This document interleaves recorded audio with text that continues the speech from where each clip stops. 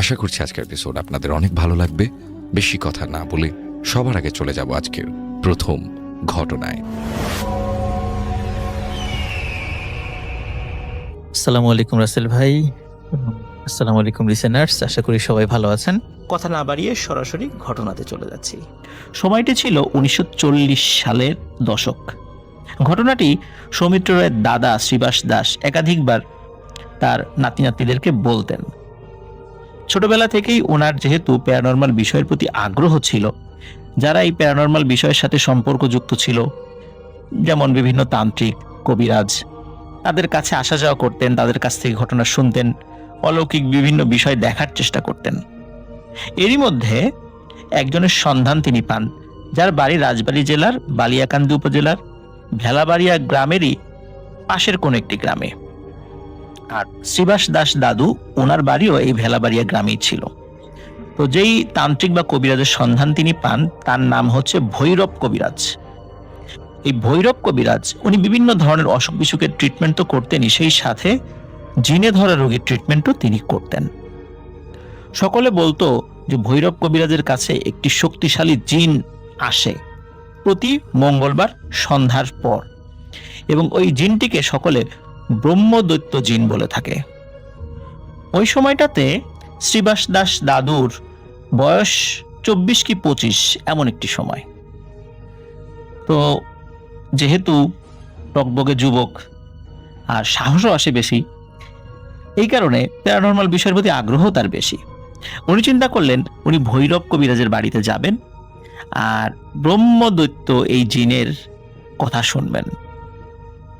তাই এই চিন্তা করে উনি এক মঙ্গলবার বিকেলেই হাঁটা শুরু করেন। হাঁটতে হাঁটতে সন্ধ্যার আগেই উনি ওই ভৈরব কবিরাজের বাড়িতে চলে যান। সন্ধ্যার পরপরই ভৈরব কবিরাজ বসবেন, নির্দিষ্ট কিছু রিচুয়াল করবেন। রিচুয়ালের মাধ্যমে ওই ব্রহ্মদৈত্য জিনকে ডাকবেন। আসলে ওই জিনটির নাম কি ছিল এটি কেউ জানে না, তবে ওই ভৈরব কবিরাজ জিনটিকে ব্রহ্মদৈত্য বলে ডাকতেন। আর এই কারণেই ওই গ্রামের সকলে বা অন্যান্য জায়গা থেকে যারা আসতো তারাও ওই জিনকে ব্রহ্মদৈত্য জিন বলতো। শ্রীবাস দাস দাদু সেখানে যান। যাওয়ার পর সন্ধ্যার পরপর ভৈরব কবিরাজ তার রিচুয়াল শুরু করেন। যখন রিচুয়াল শুরু করবেন তার আগে ভৈরব কবিরাজ বলে দেন যে যেহেতু এটি একটি উঠোনে বসে এই রিচুয়ালটা করা হচ্ছে এবং চারদিকে ফাঁকা, একটি টিনের ঘর তার ছিল, ওই আমলের টিনের ঘর, ব্রিটিশ পিরিয়ডের টিনের ঘর আর কি, মোটা টিন সে ওই সময়টাতে ছিল আর কি। তো বলতো যে মানে ওই সময় ভৈরব কবিরাজ বলেন যে যখন জিন আসবে তখন চালের উপর একটি শব্দ হবে, ওই শব্দে ভয় পেয়ে কেউ আবার চালের দিকে তাকিয়েন না বা এখান থেকে চলে যান না। কেউ উপরের দিকে তাকাতে পারবেন না, যেই তাকাবে তারই কিন্তু ক্ষতি হবে।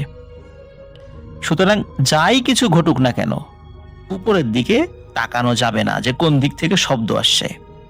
যাই হোক, এই সমস্ত নির্দেশনা শ্রীবাস দাস দাদুও শোনেন। শোনার পর তিনি চিন্তা করেন যে ঠিক আছে, তাকানো যেহেতু যাবে না, তাকাবো না, আমি শুধু শব্দ শুনবো।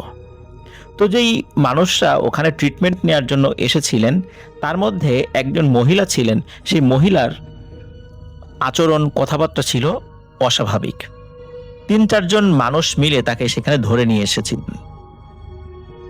ওই মহিলাটি এমন ভাষায় কথা বলছিলেন, এই ভাষা না বাংলা, না উর্দু, না ফার্সি, না ইংরেজি, এটি যে আসলে কোন ভাষা এটি বোঝা যাচ্ছিল না। তবে সবাই বুঝতে পারছিল কোনো জিনের প্রভাব এই মহিলার উপর পড়েছে, যার কারণে তার আচার আচরণের পরিবর্তন ঘটেছে। আর এর থেকে সমাধানের জন্যই এই ভৈরব কবিরাজের বাড়িতে নিয়ে আসা হয় ওই ব্রহ্মদত্ত জিনের চিকিৎসার জন্য। যাই হোক, সন্ধ্যার পরপরই ভৈরব কবিরাজ যেই প্রক্রিয়াতে ওই ব্রহ্মদত্ত জিনকে ডাকতেন সেই প্রক্রিয়াটি শুরু করেন। তো অনেকক্ষণ হয়ে যায়, কিন্তু ওই ব্রহ্মদত্ত জিন সে আর আসে না। একটা সময় ভৈরব কবিরাজ সে ওই রিচুয়ালটা কিছুটা সময়ের জন্য স্থগিত রাখে। তো মানুষজন জিজ্ঞাসা করে কি ব্যাপার, ব্রহ্মদত্ত এখন আসে না কেন? তখন ভৈরব কবিরাজ বলেন যে মাঝে মাঝে এমনটা হয় যে আসতে দেরি হয়, কিন্তু আসে। সপ্তাহে একদিনই তো, মঙ্গলবার আসে সে। 15-20 মিনিট বিরতি দিয়ে আবার ভৈরব কবিরাজ তার রিচুয়াল শুরু করে। 2 থেকে 3 মিনিটের মাথায় ওই টিনের চালের উপর ধরাম করে একটা আওয়াজ হয়। এমন আওয়াজ হয় মনে হচ্ছে বড় আকৃতির একটা পাথর ওই টিনের চালের উপর পড়েছে। কিন্তু সত্যিকার অর্থেই এত বড় কোনো পাথর যদি ওই টিনের চালের উপর পড়তো, ওই ঘর বাড়ি সহ ভেঙে মাটির সাথে মিশে যেত। কিন্তু তার কিছুই হয়নি, শুধু শব্দটাই হয়েছে। যখনই শব্দটা হয় সকলে তো মাথা নিচু করে ফেলে, কারো উপর দিকে তাকানো নিষেধ। ওই ব্রহ্মদত্ত জিন এসে বলে যে বলো কার কি সমস্যা, আর এটি প্রশ্ন করে ওই ভৈরব কবিরাজকে। তখন শুরুতেই ভৈরব কবিরাজ জিজ্ঞেস করে যে ব্রহ্মদত্ত, আপনি আজকে দেরিতে আসলেন কেন? আমরা তো অনেকক্ষণ ধরে বসে আছি, আপনাকেও তো ডাকছিলাম অনেক সময় ধরে। তখন ওই ব্রহ্মদত্ত যে উত্তর দেন, প্রিয় লিসেনার্স, এই উত্তরের সাথে বেশ কিছু বিষয়ের মিল আমরা খুঁজে পাই, যদিও এর বিষয়গুলো এই বিষয়গুলো আমরা একটু পরে আলোচনায় আসবো ইনশাল্লাহ। তো ওই জিনটি বলে যে আসামে একটি ভয়াবহ বন্যা শুরু হয়েছে। বন্যাটি এত ভয়াবহ যে মানুষরা তাদের আত্মীয় স্বজনদের লাশ দাফন করতে পারছে না, এবং এই বন্যার কারণে বহু মানুষ মারাও গিয়েছে সেখানে। মুসলিমরা তারাও যেমন লাশ দাফন করতে পারছে না, হিন্দুরাও তারা তাদের আত্মীয় স্বজনদের লাশ দাহ করতে পারছে না। ফলশ্রুতিতে যেটা হচ্ছে যে ওই লাশগুলো তারা ভাসিয়ে দিয়েছে। যেখানে যাবে সেখানে যদি কোনো উঁচু জায়গা থাকে, কোনো মানুষ যদি পায়, সেইগুলোর ব্যবস্থা সেই মানুষটাই করবে। এই জন্য আমি ওখানে গিয়েছিলাম। আর তুমি তো জানো যে মাংস আমার খুব পছন্দ, হোক তা মানুষের হোক তা পশু প্রাণীর। কিন্তু আমি পিশাচ হলেও আমি কিন্তু ভালো পিশাচ। আমি কখনোই কোনো জন্তু, জানোয়ার বা মানুষকে হত্যা করে তার মাংস খাই না। কিন্তু এরা যদি মারা যায়, সেক্ষেত্রে যদি সুযোগ থাকে, মানুষ বা ওই জন্তুর যে মালিক তারা যদি ওই জন্তু বা ওই মানুষের উপর বা ওই লাশের উপর যদি দাবি ছেড়ে দেয়, তাহলেই শুধু আমি ওই প্রাণী বা মানুষের মাংস খেয়ে থাকি। যেহেতু আসামের ওই বন্যার পরিস্থিতির কারণে ওখানকার মানুষেরা তাদের আত্মীয় স্বজনদের লাশকে ভাসিয়ে দিয়েছিল, আর কখনো হয়তোবা ওই লাশের সাথে কি হয়েছে সেটা তারা জানবেও না। এই কারণে মূলত আমি সেখানে গিয়েছিলাম। আমার কিছু বন্ধু বান্ধব খবর দিয়েছিল, আমি সেখানে যাই, এবং ওই সময় আমি মানুষের লাশ খাওয়ায় ব্যস্ত ছিলাম। তুমি যখন ডেকেছিলে তখন আমি যেহেতু খাচ্ছিলাম, এই কারণে আমি আসতে পারিনি। এখন আমি চলে এসেছি। এই কথা শোনার সাথে সাথে স্থানীয় যারা মানুষরা ওখানে ছিল আর যারা ট্রিটমেন্টের জন্য এসেছিল, এবং এই শ্রীবাস দাস দাদু উনিও তো ছিলেন, এরা কিন্তু এই কথা শুনেই পাই ভয়।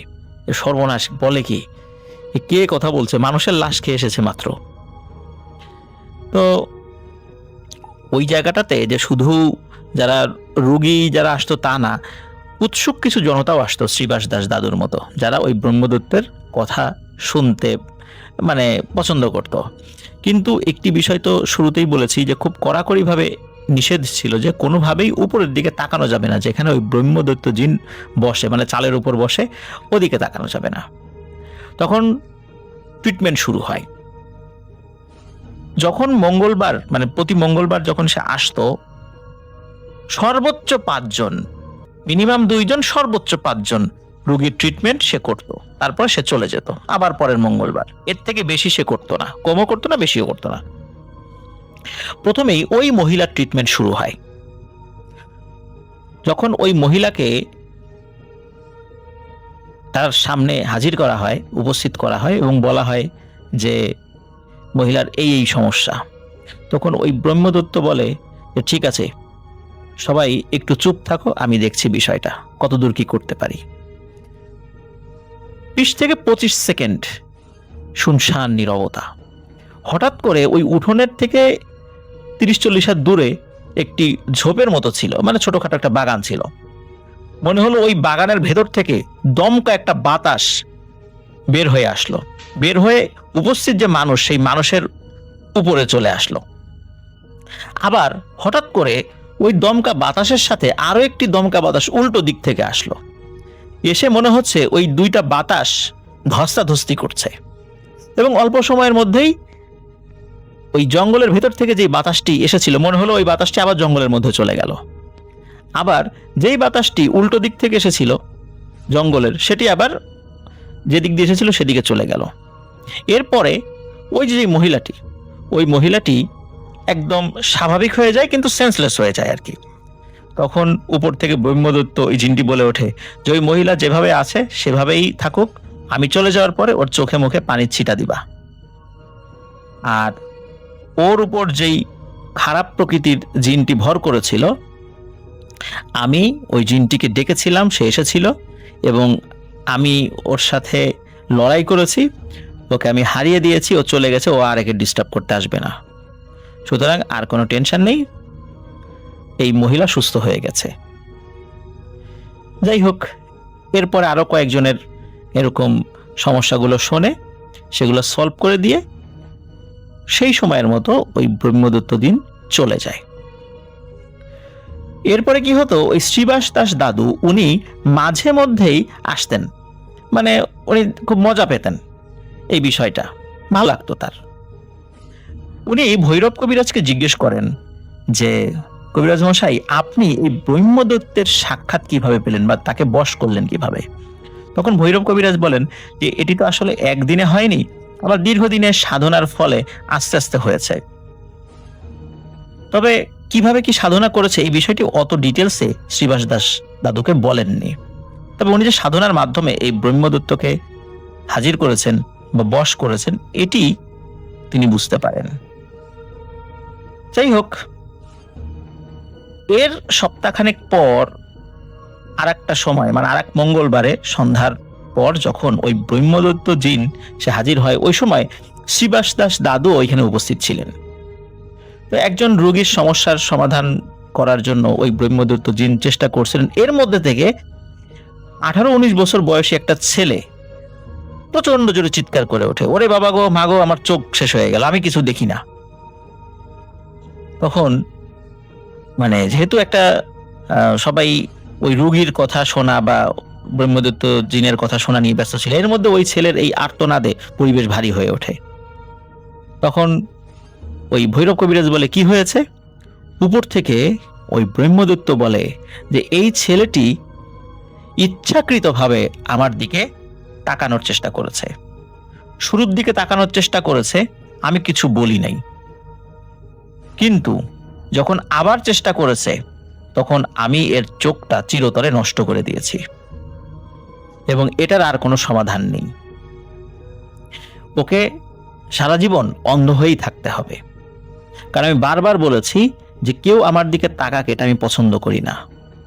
আর আমার দিকে তাকানোর ফলে আমি যদি কিছু নাও করি তার এমনিতেও ক্ষতি হবে, কারণ আমরা পিশাচ প্রকৃতির জিন, অনেক শক্তিশালী জিন, অনেক কিছুই আমাদের নিয়ন্ত্রণে থাকে না। এই জন্য আমাদের দিকে তাকানো উচিত নয়। আর আমি যেহেতু নিষেধ করে দিয়েছিলাম, তারপরেও ইচ্ছাকৃতভাবে তাকিয়েছে, তাই এটাই ওর শাস্তি। ওই ছেলের সাথে তার মা বাবা ছিল, তারা অনেক কান্নাকাটি করে। ভৈরব কবিরাজও ওই ছেলের হয়ে ক্ষমা চায়, কিন্তু ওই জিনের একটি কথা, ওই ইচ্ছাকৃতভাবে কাজটি করেছে।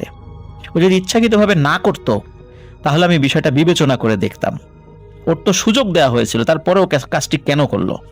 ও এখানে এসেছিলই আমাকে দেখার জন্য, অথচ বারবার করে নিষেধ করে দেওয়া হয়েছে তাকে, শুধু তাকে না সবাইকে, তারপরও ও এই কাজটি করলো। এর কোনো সমাধান হবে না, আর আজকে আর কোনো রোগীও দেখা হবে না। যেহেতু এই সমস্যাটা সৃষ্টি হয়েছিল, সেখানে একটা মিশ্র প্রতিক্রিয়া সৃষ্টি হয়। এই কারণে ওই ব্রহ্মদত্ত বলে, আজকে আর কোনো রোগী দেখা হবে না, আজকে আমি চললাম, এই বলে সে চলে যায়। ওই ছেলেটি বাকিটা জীবন অন্ধ হয়েই ছিল, সে আর কখনোই তার দৃষ্টিশক্তি ফেরত পায়নি। এরপরেও অনেক ট্রিটমেন্ট করা হয়েছে, কিন্তু সে আর তার দৃষ্টিশক্তি ফেরত পায়নি।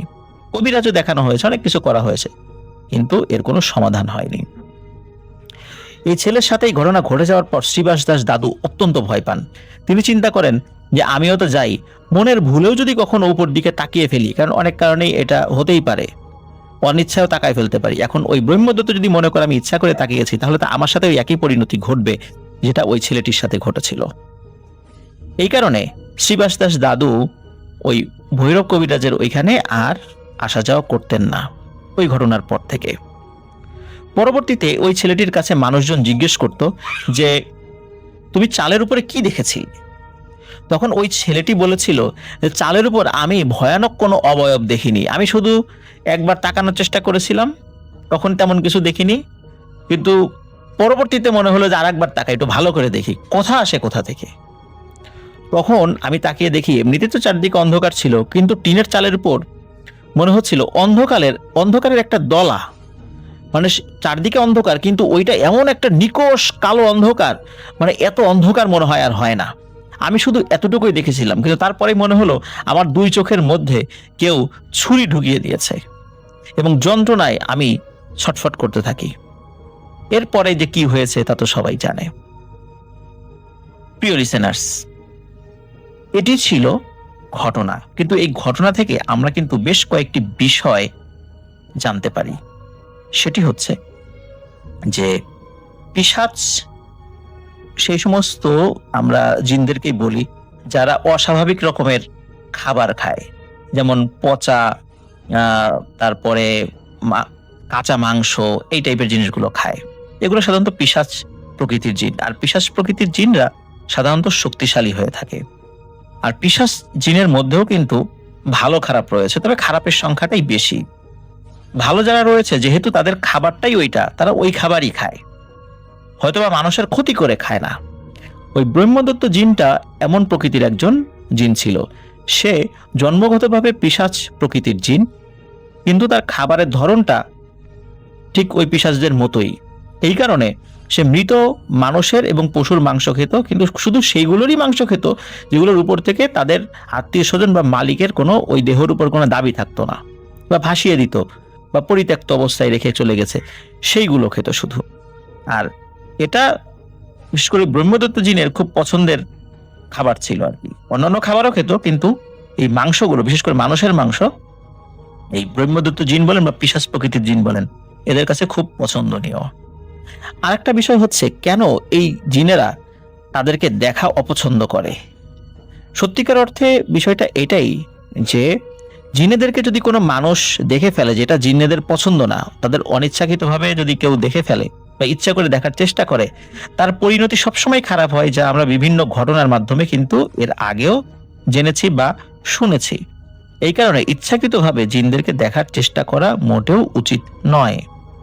এই প্রসঙ্গে আমরা রাসূলুল্লাহ সাল্লাল্লাহু আলাইহি সাল্লামের সময়কার একটি ঘটনা জানতে পারি যে রাসূলুল্লাহ সাল্লাল্লাহু আলাইহি সাল্লাম যখন জিনদেরকে তালিম দেওয়ার জন্য যেতেন, তখন কখনো কখনো কোনো সাহাবাদেরকে সাথে নিয়ে যেতেন। ফেরত আসার পর অন্যান্য সাহাবীরা সেই সাহাবাকে জিজ্ঞেস করতেন জিনের আকৃতি কেমন, দেখতে কেমন। তখন তারা উত্তর দিতেন যে এদের এক একজনের আকৃতি এক এক রকম, কেউ পশুর মতো, কেউ অর্ধেকটা মানুষের মতো, অর্ধেকটা পশুর মতো, কেউ উড়ে আসে, কেউ হেঁটে আসে, কেউ দৌড়ে আসে, কারো পাখা রয়েছে, এইরকম এক একজন এক এক রকম। তবে রাসূলুল্লাহ সাল্লাল্লাহু আলাইহি ওয়াসাল্লামের কাছে কিন্তু কয়েকজন সাহাবী জিনের চেহারা কেমন এই বিষয়টি জানতে চেয়েছিলেন। তখন রাসূলুল্লাহ সাল্লাল্লাহু আলাইহি ওয়াসাল্লাম বলেছিলেন যে কসম সেই সত্তার যার হাতে আমার প্রাণ, তোমরা যদি তাদের প্রকৃত চেহারা দেখতে পেতে তাহলে তোমরা সেটা সহ্য করতে পারতে না।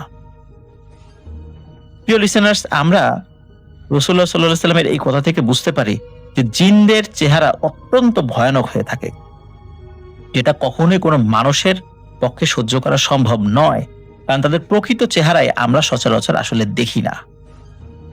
আর যদি দেখতাম তাহলে কি সহ্য করতে পারতাম? এই জন্য ইচ্ছাকৃতভাবে জিনদেরকে দেখতে চাওয়া ঠিক নয়। আর এই বিষয়ে অতিমাত্রায় উৎসাহ বা আগ্রহ থাকাটাও ঠিক নয়। যদি থাকে তার পরিণতি কখনোই ভালো হবে না।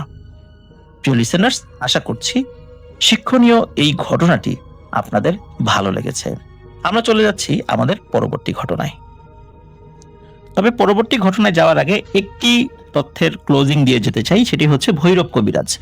উনি কিন্তু একজন ভালো মানুষ ছিলেন, মানে ব্যক্তি হিসাবে ভালো, মানুষের উপকার করতেন, এবং ওনার মৃত্যু খুব স্বাভাবিকভাবেই হয়েছিল, স্বাভাবিক মৃত্যু ছিল, কোনো অস্বাভাবিক মৃত্যু তার হয়নি। আর ওই সময় অনেক মানুষই ওই ব্রহ্মদত্ত জিনের গল্প শুনেছে, কেউ কেউ সেই শব্দও শুনেছে, তার সাথে কথাও বলেছে।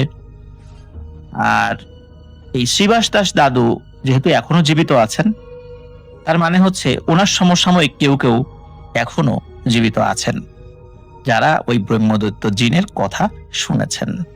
যদিও বা এখন আর ওই ব্রহ্মদত্ত জিনের ঘটনা শোনা যায় না, কারণ ভৈরব কবিরাজের মৃত্যুর পর এই বিষয়টি আর সেভাবে ছিল না।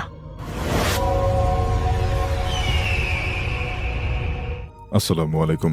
আশা করি মহান আল্লাহর রহমতে অনেক ভালো আছেন। আমার নাম মোহাম্মদ রাকিব। আমার বাসা রাজবাড়ী জেলার বড় নূরপুর গ্রামে।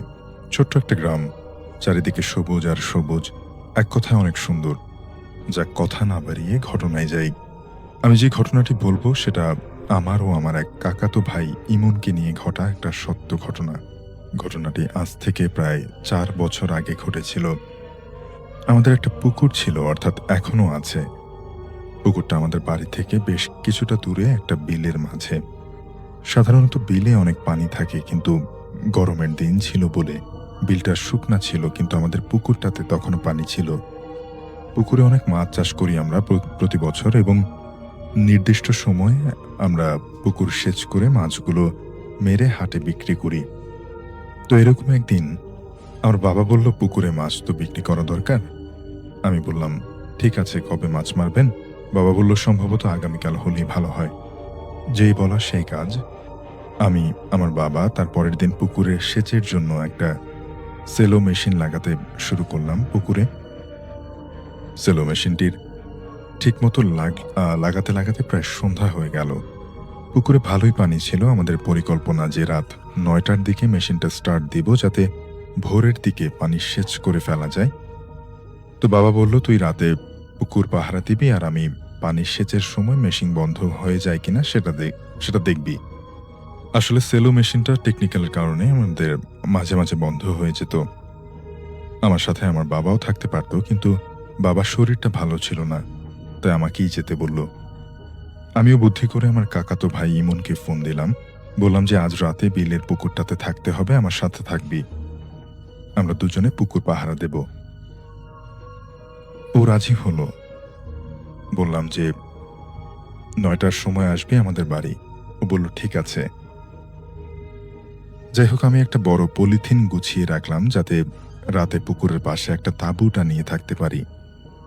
প্রায় 9টা বাজে আমাদের বাড়ির উঠোনে একটা তেঁতুল গাছের নিচে দাঁড়িয়ে ইমন আমাকে ডাকছে, বলছে, যাবি না? আমি বললাম যে দাঁড়া, আমি মেশিনের প্রয়োজনীয় জিনিস নিয়ে আসি। সবকিছু নিয়ে ইমনের কাছে যেতে লাগলাম। বেশ জ্যোৎস্না উঠেছে আকাশে, ভালোই লাগছে আবহাওয়াটা। ঝিরে ঝিরে বাতাস বইছে পূর্ব পাশ থেকে। তেঁতুল গাছের নিচে গিয়ে দেখলাম ইমন ওখানে নেই। ও তেঁতুল গাছ থেকে কিছুটা দূরে দাঁড়িয়ে আছে। আমি বললাম যে চল এখন যাই। ইমন কিছু বলে না। আমি কিছু মনে করলাম না, পুকুরে চলে আসলাম। এর মাঝে ইমন আর একটি কথাও বলেনি। আমি কিন্তু অনেক কিছু বলেছি ইমনকে শুনিয়ে, তাও ও কোনো কথা বলেনি। আমিও তাতে পাত্তা দিইনি, কারণ আমি ভাবলাম ইমনের বাড়ি থেকে হয়তো ইমনকে বকাবকি করেছে, তাই ওর মন খারাপ। পুকুরের চালায় একটা পরিষ্কার জায়গা সিলেক্ট করলাম তাঁবু বানানোর জন্য। ইমনকে বললাম, তুই একটু সাহায্য কর আমার সাথে। কিন্তু ওর কোনো পরিবর্তন দেখতে পারলাম না, বরং ও আমার থেকে একটু দূরে সরে গেল। এখন আমার মেজাজটা একটু গরম হলো। ইমনকে বকাবকি করতে লাগলাম, তাও ইমন কোনো কিচ্ছু বলে না। ধুর, ওর সাথে কথা বলাটাই আমার ঘাট হয়েছে। মনে মনে আমি রাগলাম। তারপর তাঁবুটা নিয়ে মেশিন স্টার্ট দিলাম। পুকুরটার চারপাশে ভালো করে দেখলাম কোনো লোকজন আছে কিনা, কারণ দেখা গেল কেউ এসে হয়তো পুকুরের পাশ থেকে মাছ চুরি করতে পারে। সেজন্য লাইট মেরে দেখলাম চারিদিকে ভালোভাবে। আরেকটা জিনিস ইতিমধ্যে নোটিস করলাম, ইমনের দিকে আমি লাইটের আলো পড়লে ও একটু রাগান্বিত হয়ে যাচ্ছিল। তো কার সাথে এলাম, এর চেয়ে একা আসলেই ভালো হতো, এটা আমি মনে মনে ভাবলাম। যাই হোক, আমি ভাবলাম যে আপাতত পুকুরের পানি কমতে থাকুক, এর মধ্যে আমি একটু ঘুমিয়ে নিই। আমি তাঁবুর ভেতরে ঘুমানোর জন্য গেলাম আর ইমনকে ডাকলাম। কিরে ঘুমাবি নাকি, আয়।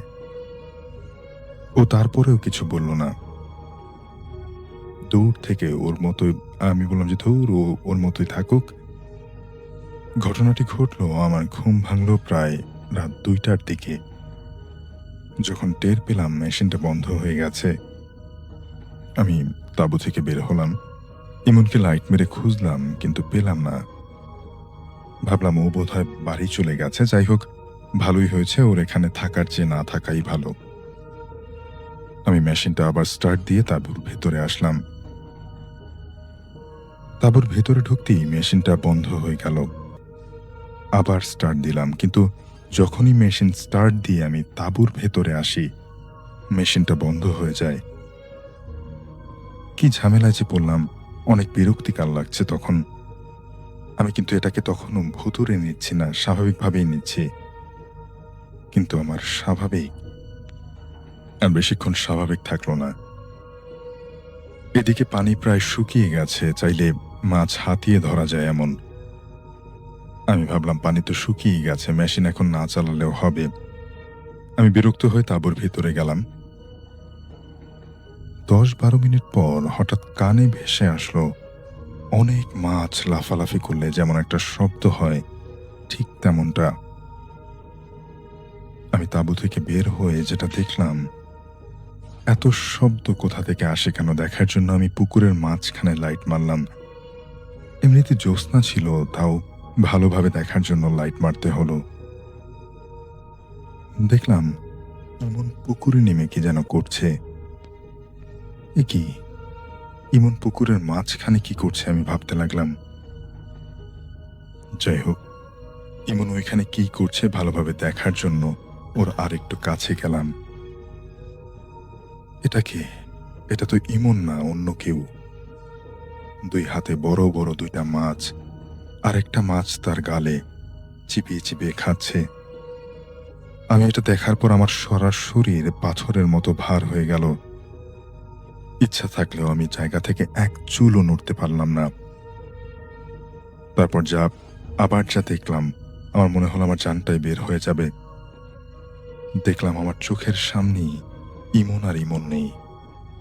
সেটা একটা ভয়ঙ্কর দানবের মতো পরিণত হলো আর বলল, আজ তোরে পাইছি, আজ তোরে মেরেই ফেলবো। এটা শোনার পরে আমি আর আমাকে ধরে রাখতে পারলাম না, তখনই জ্ঞান হারালাম। তারপর আর কিছু মনে নেই। যখন জ্ঞান ফিরল, আমি আমার রুমে শুয়ে আছি। আমি আমার মার কাছে জানতে চাইলাম আমি এখানে কিভাবে আসলাম। মা বলল, তোর বাবা পুকুরে গিয়ে তোকে অজ্ঞান অবস্থায় দেখে বাইরে নিয়ে আসছে। সবাই জানতে চাইলো আমার কি হয়েছে। আমি তখন সবটা বললাম। ইমন সব শুনে বলল, আমি তো তোর সাথে পুকুরে যাইনি। আমি চমকে গেলাম, বললাম যে মিথ্যা বলিস না, তুই তো গিয়েছিলি আমার সাথে। ইমন বলল, তোর সাথে যাওয়ার কথা ছিল কিন্তু যাওয়া হয়নি একটা সমস্যার কারণে। আমি তখন শুনে আরো ভয় ধরে গেল। তারপর আর কোনোদিনও আমি একা যাইনি ওই পুকুরের পাড়ে। আসসালামু আলাইকুম রাসেল ভাই, আশা করছি আপনি ভালো আছেন। রাসেল ভাই, আমি শাকিল আহমেদ, লালমনিরহাট জেলা থেকে আপনাকে ঘটনা শেয়ার করছি এবং আজকে আমি যে ঘটনাটি আপনার সঙ্গে শেয়ার করব, এই ঘটনাটা একটা কবিরাজকে নিয়ে। যেই কবিরাজটা জিন পালত এবং সেই জিনের মাধ্যমে উনি বিভিন্ন ধরনের কাজ করিয়ে নিতেন, মানুষের সেবা করতেন, মানুষের মানে যেই সমস্যাগুলো জিন রিলেটেড হয় সেই সমস্যাগুলো সমাধান করতেন। আর রাসেল ভাই, এই যে কবিরাজ ছিলেন তার নাম হচ্ছে মকবুল হোসেন। ওনার বয়স প্রায় 60 বছর। উনি সাধারণত গাছগাছরা দিয়ে ওষুধ বানাতো আর মানুষের যে জিন রিলেটেড ঘটনাগুলো ছিল সেই ঘটনাগুলো নিয়ে মানে ছোটবেলা থেকে কাজ করতো আর কি। তো কাজ করতে করতে, তপস্যা করতে করতে একটা সময় নাকি ওনার উপর জিন আসে, বা অনেকেই বলেন যে মকবুল কবিরাজের সঙ্গে জিন আছে। কারণ মকবুলের অনেক চিকিৎসা এমনভাবে কাজ করে যার ব্যাখ্যা আধুনিক সায়েন্স বা মানুষ আসলে দিতে পারে না। তিনি এমনভাবে চিকিৎসা করেন বা এমন ওষুধ তিনি দেন যেটা খুব তাড়াতাড়ি কার্যকর, এবং এমন একটা অবস্থা যে কেউ রাতে অসুস্থ হয়ে যদি তার কাছে যায়, মানে উনি ওই রোগীকে না দেখেই বলে দিতে পারেন যে ওই রোগীটার সমস্যা কী বা ওই রোগীর কী হয়েছে। শুধুমাত্র ওনাকে নাম বললেই হয় এবং এই মানে যেই সমস্যাগুলো উনি বলেন, এই সমস্যাগুলোর পর উনি গাছের পাতা, তেল আর সাধারণ পানি পড়া দিয়েই সেই যে রোগগুলো থাকে, সেই সব রোগগুলো উনি ভালো করে ফেলতেন। কিন্তু এই যে মকবুল কবিরাজ আছে, তিনি কখনোই এটা স্বীকার করতেন না বা তিনি কখনোই এটা বলতেন না যে তিনি জিনের সাহায্য নেন। যাই হোক, শুধু এই যে আ মানে তার সাথে জিন আছে বা সে জিন পালে, এই কথাটা মানুষের আ মানে মুখেই শোনা যায়। উনি কখনোই এটা বিশ্বাস করেন না বা উনি এটা কখনোই স্বীকার করেন না। যাই হোক, গ্রামের মানুষ সবসময় এই মকবুল জিনকে চোখে, চোখে রাখত এবং মকবুল জিন আ খুবই ভালো মানুষ। অনেকেই তাকে সম্মান করত, অনেকেই তাকে ভালোবাসত। তার জন্য অনেক রকমের হাদিয়া নিয়ে যাইত এবং সেগুলো পেয়েও মকবুল কবিরাজ অনেক হাসি খুশি ছিল। কিন্তু এক রাতে গ্রামের এক বৃদ্ধ এই মকবুল কবিরাজের কাছে এসে জিজ্ঞাসা করল, "কবিরাজ, তুমি রাত্রের বেলা আমাদের এলাকার যে শেষ মাথার একটা জঙ্গল আছে, সেই জঙ্গলে গিয়ে কি করো?" আসলে রাসেল ভাই, এই যে মুরুব্বি ছিল, সেই মুরুব্বিও আসলে এই জিন বা পড়ে নিয়ে আসলে উনিও গবেষণা-টবেষণা করেন আরকি। তো এই গবেষণা করতে গিয়ে একদিন দেখেন যে ওই মকবুল কবিরাজ রাতের অন্ধকারে সেই যে একটা গ্রামের শেষ মাথায় জঙ্গল ছিল, সেই জঙ্গলের মধ্যে প্রবেশ করেছিল। তো যখন মকবুল কবিরাজ এরকম একটা প্রশ্নের সম্মুখীন হন, তখন তিনি শুধু বলেছেন, "যাদের দেখা যায় না, আমি তাদের সঙ্গেই কথা বলি।" এই উত্তর শুনে ওই বৃদ্ধ আর কোনো প্রশ্ন করেননি। তিনি সেখান থেকে চলে যান এবং তিনি একমাত্র শিওরও হয়ে যান যে এই মকবুল কবিরাজের সাথে অবশ্যই জিন আছে। যাই হোক রাসেল ভাই, এটা ছিল একটা ইন্ট্রোডাকশন। এখন আমরা মূল ঘটনায় যাচ্ছি। আর মূল ঘটনাটা শুরু হয় এক বর্ষার রাতে। রাত তখন প্রায় ১টা বাজে। তখন মকবুল কবিরাজ তার সম্পূর্ণ কাজ-বাজ শেষ করে ঘুমিয়েছিল। আর ঠিক তখনই হঠাৎ করে তার ঘরের জানালার এক পাশে কেউ টক, টক, টক শব্দ করতেছে। এই টক শব্দ শুনেই মকবুল কবিরাজ উঠে বসল এবং সে জানতো যে এই শব্দটা মানুষের নয়। কারণ তার বাড়ির পিছনের জানালাটা প্রায় ৮ ফুট উপরে, মানে জানালাটা একদম অস্বাভাবিক উপরে সে রেখেছে, কারণ ওই পেছনে জঙ্গল-টঙ্গল ছিল এইজন্যে। সেখানে আসলে একজন দাঁড়িয়ে ওই ওই যে কি বলে, ওই জানালাটা যে টোকা মারবে সেরকম আসলে কারো পক্ষে সম্ভব নয়। তো যাই হোক, মকবুল কবিরাজ চুপচাপ একটু থাকলেন, বোঝার চেষ্টা করলেন যে আসলে সেটা কি আছে। তখন উনি কিছুক্ষণ পর আবারও সেই সেম টোকার শব্দ পেলেন এবং এবার এই মকবুল কবিরাজ তার দরজার কাছে গিয়ে দাঁড়ান এবং সে বলে, খুব আস্তে, আস্তে বলে, "কে?" এই কে বলার সাথে সাথেই বাহির থেকে একটা কণ্ঠ আসে, "আমি।" এই আমি কথাটা শুনেই মকবুল কবিরাজের রং বদলে যেতে থাকে। কারণ সে গলাটা একদমই চিনতে পারছিল। কারণ এই গলাটা তার কাছে বহু পরিচিত একটা গলা। আর তার সঙ্গে, সঙ্গে সে অদৃশ্য সত্তা তার সাথে যে ছিল, সেই অদৃশ্য সত্তার সাথে যোগাযোগ করত এবং সে নিজেকে পরিচয় দিয়েছিল সাফওয়ান নামে। যাই হোক, এটা শোনার পর মকবুল কবিরাজ একদমই দরজা খুলল না। বলল, "তুই এত রাতে কেন এসেছিস?" তখনই বাইরে থেকে উত্তর এলো, "তোমার সাহায্য দরকার আমার।" তখন মকবুল কবিরাজ একদমই চুপ করে রইল। এরপর বলল, "কিসের সাহায্য চাস?" এরপর বেশ কিছুক্ষণ নীরবতা থাকার পর সেই কণ্ঠটা আবারও বলল, "আমি একা নই।" এটা শুনে মকবুল কবিরাজের বুক ধড়ফড় শুরু করে দিল এবং বলল যে, "মানে কি বলছিস তুই?" তখন সেই কণ্ঠটা আবারও বলল, "আমার সঙ্গে আরও একজন এসেছে।" তখন মকবুল কবিরাজ বলল, "তোর সঙ্গে আরও একজন এসেছে মানে? কে সে?" তখন বাহিরের ওই কণ্ঠটা এবার ফিসফিস করে বলল, "যাকে তুমি গত বছর তোমার ঘরে ঢুকতে দাওনি।" এটা শুনেই সঙ্গে সঙ্গে মকবুল কবিরাজ কোরআনের খুবই গুরুত্বপূর্ণ সূরা ইয়াসিন পড়া শুরু করে দিল। কারণ তিনি ১ বছর আগে যেটা করেছিল, মানে এমন একটা ঘটনা ঘটেছিল, যেই ঘটনাটা আমি বলবো রাসেল ভাই, মানে বলেই ফেলি। সেই ঘটনাটা হচ্ছে, এক অসুস্থ যুবককে চিকিৎসা করতে গিয়ে সে অদ্ভুত একটা অনুপস্থিতি অনুভব করেছিল। আর সেদিন রাতেও তার ঘরের দরজায় কেউ বলেছিল, আমাকে ঢুকতে দাও। কিন্তু মকবুল কবিরাজ সেই রাতে উত্তর দিয়েছিল, আমি যাকে চিনি না তাকে আমি আমার ঘরে ঢুকতে দেই না। তারপর আর কোনো শব্দ হয়নি। কিন্তু মানে পরদিন দরজার বাহিরে তিনি ৩টা কালো পায়ের দাগ দেখতে পেয়েছিল। এবং এই মানে কালো দাগ দেখার পর উনি এটা ভেবেছিল যে আসলে মানুষের পা তো ৩টা হয় না, মানুষের পা হয় ২টা, এবং তিনি এটা ধরে নিয়েছিল সেটা মানুষ ছিল না। এবার এই ১ বছর পর সেই একই কণ্ঠ আবার ফিরে এসেছে। এটা শুনে মকবুল কবিরাজ একদমই ভয় পেয়ে যায় এবং তিনি কোনোভাবেই দরজা খোলেনি। আর ঠিক তখনই বাহির থেকে ওই সাফওয়ান যে জিনটা ছিল, সেই জিনটা বলতে থাকে, কবিরাজ কবিরাজ দরজা খুল, দরজা খুল। বিভিন্ন রকমের শব্দে মকবুল কবিরাজকে ভয় দেখানো শুরু করে। আর ঠিক তখনই মকবুল কবিরাজ বলে, তুই যদি সত্যিই সাফওয়ান হোস তাহলে আমার একটা প্রশ্নের উত্তর দে। আর ঠিক তখনই বাহির থাকা কণ্ঠ বলল, বলেন। আর ঠিক তখনই মকবুল কবিরাজ সেই জিনটাকে প্রশ্ন করে, বলতো তোকে আমি প্রথম কোথায় দেখেছিলাম?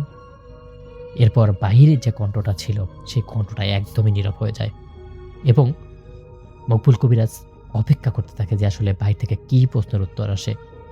আর ঠিক তারপরেই উত্তর এলো, আজ থেকে প্রায় ১০ বছর আগে কোনো একটা আমাবস্যার রাতে তোর সাথে আমার প্রথম দেখা হয়েছিল। এই উত্তরটা শুনেই মকবুল কবিরাজের বুক একদমই ধড়ফড় করতে লাগলো, কারণ সেই যে উত্তরটা ছিল উত্তরটা একদমই সঠিক।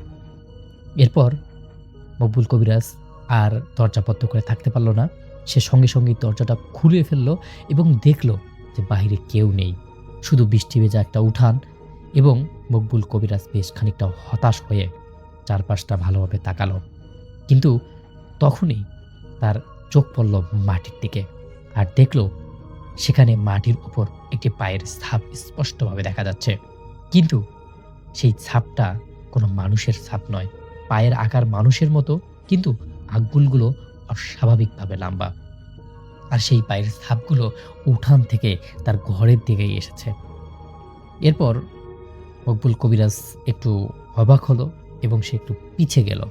আর ঠিক তখনই ঘরের ভিতর থেকে একটা শব্দ এলো। এবার উনি ঘরের বাহিরে আছে এবং ঘরের ভিতর থেকে শব্দ, কবিরাজ। এই কথাটা শুনতেই মকবুল কবিরাজ একদমই ঘুরে তাকালো আর দেখলো ঘরের দরজাটা একদম দুই পাশে ২ কাপাট একদম পুরোটাই খোলা। এবং এই খোলাটা দেখে মকবুল কবিরাজ এবার ভীতু সাব্যস্ত হয়ে গেল এবং দেখলো ঘরের ভিতরে এখন একটা ছায়া মূর্তি দাঁড়িয়ে আছে, বিশাল লম্বা, অস্বাভাবিক তার মানে চেহারা এবং তার যে মানে আকার আকৃতি, এইটা দেখে মকবুল কবিরাজ রীতিমতো ভয় পেতে শুরু করলো। আর ঠিক তখনই মকবুল কবিরাজ কাঁপা কাঁপা গলায় বলল, কে তুই? কিন্তু সেই ছায়াটা কোনো উত্তর দিল না। তারপর শুধুমাত্র ধীরে ধীরে সেই যে মানে ছায়াটা ছিল, সেই ছায়াটা তার হাতটা তুলল এবং মকবুল কবিরাজকে আঙ্গুল দিয়ে পিছনের দিকে দেখালো। আর ঠিক তখনই মকবুল কবিরাজ পিছনের দিকে তাকালো, কিন্তু দেখলো সেখানে কেউ ছিল না।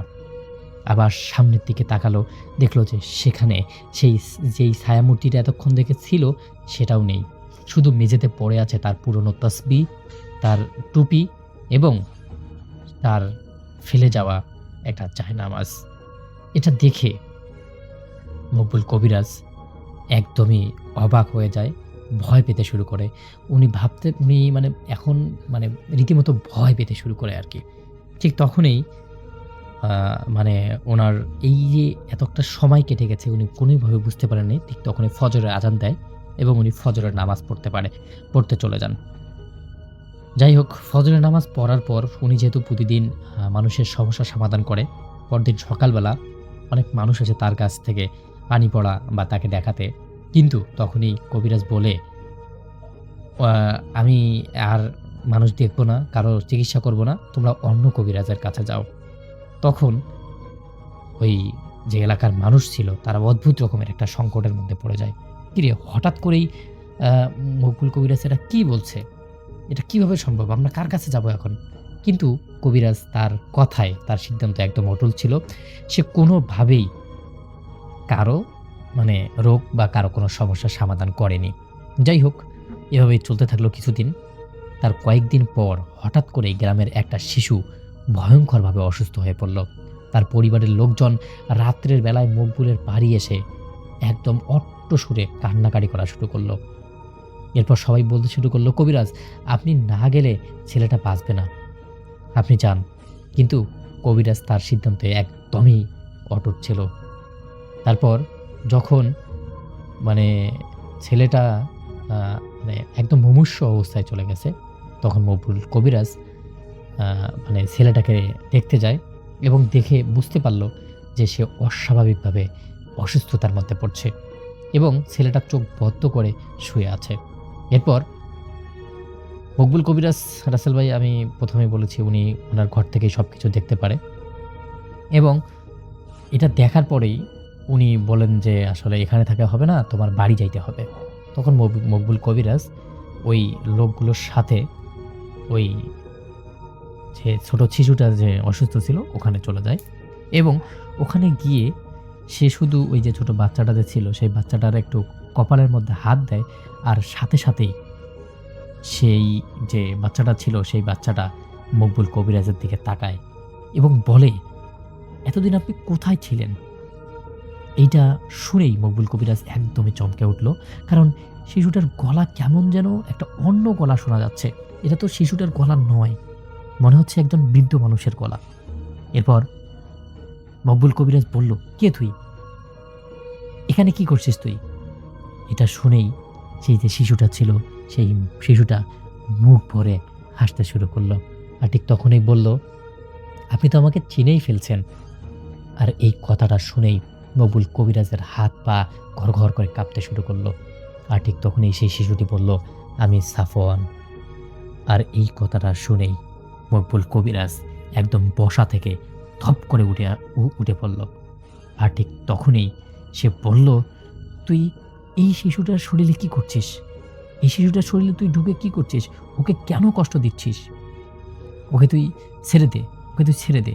কিন্তু না, সেই যে সাফওয়ান যেটা ছিল, সেই মানে জিনটা সেই শিশুটাকে কোনোভাবেই ছাড়ছে না।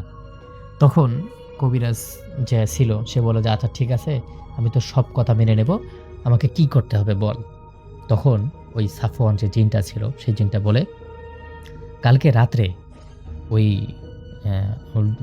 গ্রামের শেষের যে জঙ্গলটা ছিল সেই জঙ্গলে যাইতে হবে। তো রাসেল ভাই, এখানে একটু ঘটনা আমি মানে বলিনি, সেটি হচ্ছে ওই যে একজন বৃদ্ধ যখন মকবুল কবিরাজকে এসে বলেছিল, তুই ওই যে জঙ্গল আছে সেই জঙ্গলে গিয়ে কি করিস, তখন থেকে মকবুল কবিরাজ ওই জঙ্গলে যাওয়া একদমই বন্ধ করে দেয়। আর ঠিক তারপর থেকেই মকবুল কবিরাজের যে জিনটা ছিল সেই জিনটা মানে তাকে খুঁজে, মানে ওই জিনটা মকবুল কবিরাজের সঙ্গে একটা ভালো আন্ডারস্ট্যান্ডিং, সে বন্ধু হিসেবে থাকতে চায়। কিন্তু যখন এলাকার মানুষ আসলে তাকে অবিশ্বাস করতে শুরু করে, ঠিক তখনই সে ওই জিনটার সঙ্গে একদম যোগাযোগ বদ্ধ করে দেয়। কিন্তু সেই জিনটা মকবুল কবিরাজের সঙ্গ যে ছিল, তার যে একটা ভালো একটা আন্ডারস্ট্যান্ডিং, ভালো যে একটা বোঝাপড়া, এটা কখনোই ছাড়তে চাইছিল না। এরপর পরের দিন যখন মকবুল কবিরাজ রাত্রের বেলা সেই জঙ্গলে যান, জঙ্গলে গিয়ে সেই জিনটার সঙ্গে বিস্তারিত অনেক আলাপ করেন। রাসেল ভাই, এভাবে বললে অনেকটা বড় ঘটনা হয়ে যাবে, আমি জাস্ট সংক্ষেপ করছি। তখন ওই মকবুল কবিরাজ আসলে ওই জিনকে বলে, সাফওয়ানকে বলেন যে, আমি তোমার সাথে দেখা করতে আসবো ঠিক আছে, কিন্তু গ্রামের সবাইকে আমার বলতে হবে যে আমার সাথে জিন আছে। তুমি তো এতদিন আমাকে মানুষকে বলতে নিষেধ করছো, কিন্তু এখন আমার সবাইকে বলতে হবে, না হলে মানুষ আমাকে সন্দেহ করবে, মানুষ আমার সঙ্গে খারাপ ব্যবহার করবে। আর ঠিক তখনই সাফওয়ান জিন বলে, আচ্ছা ঠিক আছে, সমস্যা নাই, তুমি মানুষকে বলো, কিন্তু আমার নাম যে সাফওয়ান বা আমাকে দেখার জন্য কেউ যেন কোনোদিন চেষ্টা না করে। যদি কেউ আমাকে দেখার জন্য চেষ্টা করে বা আমি এরকম কিছু আমি বুঝতে পারি, তাহলে তার পরিণতি খুবই খারাপ হবে। রাসেল ভাই, এই ঘটনাটার দ্বিতীয় পার্ট একটা আছে। আমি সেটা আপনাকে অন্যদিন পাঠাবো। যদি এই ঘটনাটা সিলেক্ট হয় তাহলে ওটা অবশ্যই পাঠিয়ে দেব। তো আজকের মতো বিদায় নিচ্ছি। আল্লাহ হাফেজ।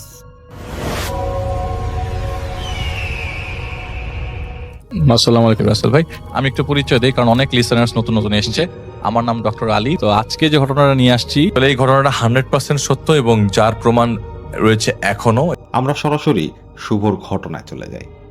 শুভর বাবা সরকারি চাকরিজীবী ছিলেন এবং তার ছিল বদলির চাকরি। শুভর বাবা বাংলাদেশের বিভিন্ন প্রান্তে চাকরি করেছেন। যখনকার ঘটনা, তখন শুভর বয়স 10 কি 11 বছর এবং তার বাবা সবেমাত্র খুলনা থেকে বদলি হয়ে রাজশাহী এসেছেন। শুভর পরিবারে ছিল শুভর বাবা, মা, শুভ এবং তার 1 থেকে 1.5 বছর বয়সী বোন। শুভর বাবা সরকারি চাকরিজীবী হওয়ার কারণে তাদের জন্য রাজশাহীতে একটা সরকারি বাসভবন বরাদ্দ ছিল। শুভর বাবা তার ফ্যামিলি নিয়ে সরাসরি সেই বাসায় ওঠেন। সেই বাসার বর্ণনা যদি আমি আপনাদের দেই, সেটা হবে অনেকটা এরকম। সেই বাসাটা ছিল একটা ডুপ্লেক্স বাংলো এবং সেই বাংলোর চারপাশে একটা বিশাল এরিয়া বাউন্ডারি দিয়ে ঘেরা ছিল। বাংলোটির চারপাশে জনবসতি নেই বললেই চলে। শুভর বাবা মা যখন এই বাসাটিতে ওঠেন, তখন তারা চিন্তা করেন যে তারা কিছুদিন নিরিবিলিতে থাকতে পারবেন। কিন্তু একদিন পরেই শুভর মার কাছে এই বাসাটা একটু অদ্ভুত মনে হয়। তার কাছে একটু ভয় ভয় লাগতে থাকে। তার প্রায় মনে হয় বিভিন্ন জায়গায় তিনি ছায়ামূর্তি দেখতে পান এবং তিনি প্রায়ই কোনো একজনের অস্তিত্ব টের পান, যাকে তিনি চোখে দেখতে পাচ্ছেন না। তিনি এই ব্যাপারটা তার হাজবেন্ডের সাথে, অর্থাৎ শুভর বাবার সাথে শেয়ার করেন। শুভর বাবা তার স্ত্রীকে বলেন, অর্থাৎ শুভর মাকে বলেন যে তুমি নতুন জায়গায় এসেছো, তো এই কারণে তোমার একটু মানিয়ে নিতে সমস্যা হচ্ছে, কয়েকদিন যেতে দাও, দেখবা সব ঠিক হয়ে গেছে। শুভর মাও মনে করেন হতে পারে নতুন জায়গা, এ কারণে হয়তো আমার এরকম মনে হচ্ছে। তো ব্যাপারটা শুভর মাও অতটা আমলে নেন না। এর 2 দিন পর একদিন সন্ধেবেলা বাসায় ছিল শুভর মা, শুভর বোন। শুভর বাবা তখন অফিসে। শুভর মা সেই সন্ধেবেলা তার বাড়িতে প্রচুর আগরবাতির গন্ধ পান। তিনি খুবই অবাক হয়ে যান। তিনি তো নিজের বাসায় আগরবাতি জ্বালাননি এবং তার বাসার আশেপাশেও কোনো ঘর বাড়ি নেই, যাতে তিনি মনে করবেন যে সেই ঘরে আগরবাতি জ্বালানোর কারণে তার বাসায় চলে এসেছে সেই গন্ধ। কিন্তু তিনি সেই গন্ধ খুব তীব্রভাবে পাচ্ছেন। তিনি তার ছেলে শুভকে জিজ্ঞেস করেন যে শুভ কোনো গন্ধ পাচ্ছে কিনা, কিন্তু শুভ বলে যে সে কোনো গন্ধই পাচ্ছে না। এই গন্ধটা 1 থেকে 1.5 ঘন্টা ছিল, এরপর চলে যায়। রাতের বেলা শুভর বাবা যখন বাসায় আসেন, তখন শুভর মা তার স্বামীকে এই ঘটনাটা বলেন। এই ঘটনাটিও শুভর বাবা ততটা আমলে নেন না এবং শুভর মাও মনে করতে থাকেন এটা হয়তো তিনি ফিল করতেছেন, কারণ শুভ তো কোনো গন্ধ পাচ্ছে না, এটা হয়তো তার মনেরই ভুল। এভাবেই তারা দিন কাটাতে থাকে সেই বাড়িতে। একদিন রাতের বেলা শুভর বাবা মা যখন ঘুমাচ্ছিলেন, তখন তাদের ঘুম ভেঙে যায় শুভর কান্নার শব্দে। তারা খুব দ্রুত তাদের ছেলের রুমে আসেন। তারা এসে দেখতে পান শুভর রুমে শুভ তার বিছানায় বসে কাঁদছে। তখন শুভর মা শুভকে জিজ্ঞেস করেন যে কি হয়েছে। তখন শুভ বলে যে তার পিঠে খুব ব্যথা। শুভর মা যখন শুভর গেঞ্জি খুলে ফেলেন, তখন তিনি দেখেন তার ছেলের পিঠে 3টা নখের আঁচড় এবং আঁচড়গুলো খুব লম্বা। তিনি খুব অবাক হয়ে যান। তিনি শুভকে জিজ্ঞেস করেন, কিরে এই ব্যথা কিভাবে পেলি? তখন শুভ বলে যে আমি জানি না, আমি ঘুমাচ্ছিলাম।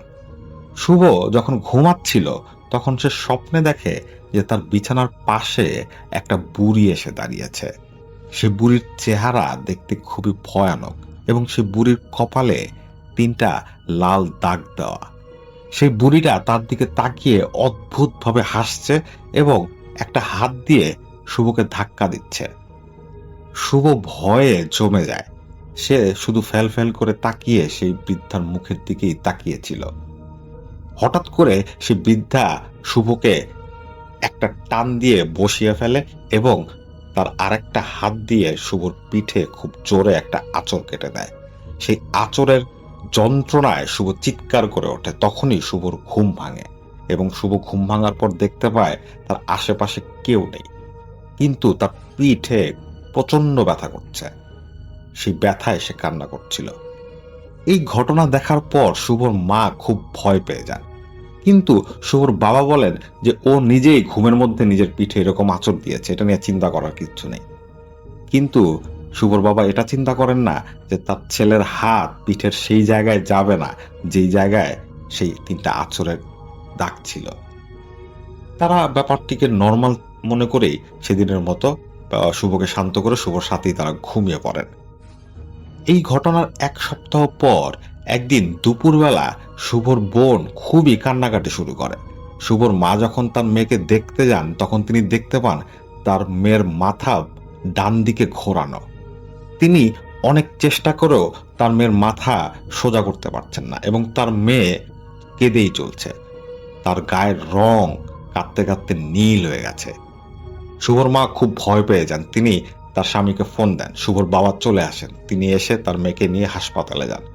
হাসপাতালে যাওয়ার পর তার মেয়ে একেবারেই স্বাভাবিক। ডাক্তাররাও কোনো সমস্যা খুঁজে পান না। শুভর মা এবং বাবা দুজনে একটু অবাক হয়ে যান। শুভর বাবাও একটু নড়ে চড়ে বসেন। তিনি চিন্তা করতে থাকেন যে এই বাসায় ওঠার পরেই বিভিন্ন সমস্যা দেখা দিচ্ছে, এটা কারণ কি। তিনি এরপরও ব্যাপারটা অতটা মাথায় নেন না এবং তারা এই বিষয়গুলো নিয়ে আশেপাশে জিজ্ঞাসা করতে পারছিল না। কারণ 1, তারা নতুন এসেছে এই জায়গায়, 2, তাদের বাড়ির আশেপাশে কোনো জনবসতি নেই।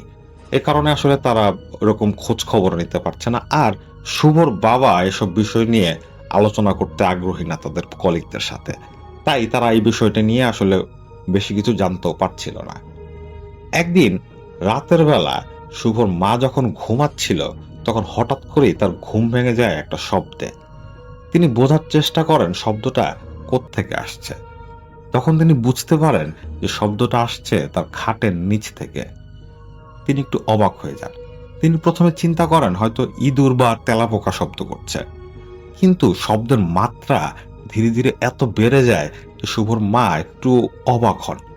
তিনি বিছানা থেকে নামেন এবং লাইট না জ্বালিয়েই তিনি খাটের নিচে উকি দেন। তিনি যখন খাটের নিচে উকি দেওয়ার সাথে সাথে তিনি দেখতে পান ঠিক তার চোখের সামনে 2টা চোখ জল করছে। তিনি এটা দেখে একটা চিৎকার দিয়ে পেছনে পড়ে যান। তার চিৎকারে শুভর বাবার ঘুম ভাঙে। শুভর বাবা ঘুম ভেঙে উঠে দেখেন তার স্ত্রী ফ্লোরে শুয়ে চিৎকার করছে। তিনি দ্রুত ঘরের লাইট জ্বালান এবং তার স্ত্রীর কাছে যান। তার স্ত্রী কিছু বলতে পারছিল না, শুধু হাত দিয়ে খাটের নিচে দেখাচ্ছিল। শুভর বাবা যখন খাটের নিচে উকি দেন তিনি সেখানে কিচ্ছু দেখতে পান না। এক পর্যায়ে তিনি তার স্ত্রীকে শান্ত করেন এবং পরে শুভর মা শুভর বাবাকে এই ঘটনাটা বলে। শুভর বাবা সেদিন রাতের মতো তার স্ত্রীকে ঠান্ডা করে ঘুম পাড়িয়ে দেন। এই ঘটনার কিছুদিন পর শুভদের বাসায়, শুভদের গ্রামের বাড়ি থেকে শুভর এক চাচা বেড়াতে আসেন। তিনি কয়েকদিন থাকবেন। যেদিন সেই চাচা বেড়াতে আসেন সেদিন রাতের বেলা তার চাচা যেই রুমে ঘুমাচ্ছিলেন সেই রুমে তার মা অর্থাৎ শুভর মা এসে বলে যান যে আপনি একটু সাবধানে ঘুমাবেন, কারণ এখানে হয়তো কোনো অস্বাভাবিক জিনিস থাকতে পারে। আমরা বেশ কয়েকদিন যাবতীয় এই ধরনের কিছু ফেস করছি। এই কথা শোনার পর শুভর সেই চাচা হেসে ওঠেন। তিনি বলেন যে তিনি গ্রামের ছেলে, তিনি এগুলাতে ভয় পান না এবং তিনি মনে করেন হয়তো শুভর মা তার সাথে মজা করছে। পরদিন সকালবেলা তারা যখন নাস্তার টেবিলে একসাথে বসেন তখন শুভর বাবা শুভর মা দেখতে পায় তাদের সেই গ্রামের আত্মীয় অর্থাৎ শুভর চাচার মুখ খুব গম্ভীর। শুভর বাবা তার সেই ভাইকে জিজ্ঞেস করেন যে কি সমস্যা। তখন শুভর চাচা বলেন যে আপনারা এই বাসাটা ছেড়ে চলে যান, কারণ এই বাসাটা ভালো না। কালকে ভাবি আমাকে এই বিষয়টা বলেছিল, আমি ব্যাপারটা আমলে নিইনি, কিন্তু আমি রাতের বেলা একটা অদ্ভুত বিষয় দেখেছি। তখন শুভর বাবা বলেন যে কি দেখেছিস। তখন শুভর চাচা বলেন তখন তিনি যখন ঘুমাচ্ছিলেন, যখন তিনি ঘুমাবার প্রস্তুতি নিচ্ছিলেন তখন রাত 12টা 12:30 মতো বাজে। তার রুমটা ছিল নিচতলায় এবং তার জানালা দিয়ে সামনের কিছুটা অংশ দেখা যেত। সেখানে কিছু গাছপালা ছিল, কয়েকটা ফুলের গাছ ছিল সেখানে। তিনি ঘুমাবার আগে সেই জানালার সামনে গিয়ে দাঁড়ান দাঁড়াবার পর তিনি দেখতে পান সেই তার থেকে 2 থেকে 3 হাত সামনে দিয়ে একটা বুড়ি মহিলা হেঁটে চলে গেল। তিনি প্রথমে একটু অবাক হন, কারণ রাত 12:30 বাজে এবং জায়গাটা রেস্ট্রিক্টেড, বাইরের কেউ ভেতরে ঢোকার কথা না। তার চাচা আসার পর থেকে তিনি এই বৃদ্ধ মহিলাটাকে দেখেননি। তার মানে হচ্ছে এই মহিলাটা এই বাসার কেউ না, কিন্তু তার চোখের সামনে দিয়েই সেই মহিলাটা একটু আগে হেঁটে গেল।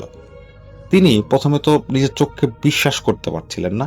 তিনি জানালাটা খোলার পর তিনি ভালো করে উকি দিয়ে দেখার চেষ্টা করেন যে তিনি যে বৃদ্ধা মহিলাটাকে দেখলেন সে কোথায় গেল।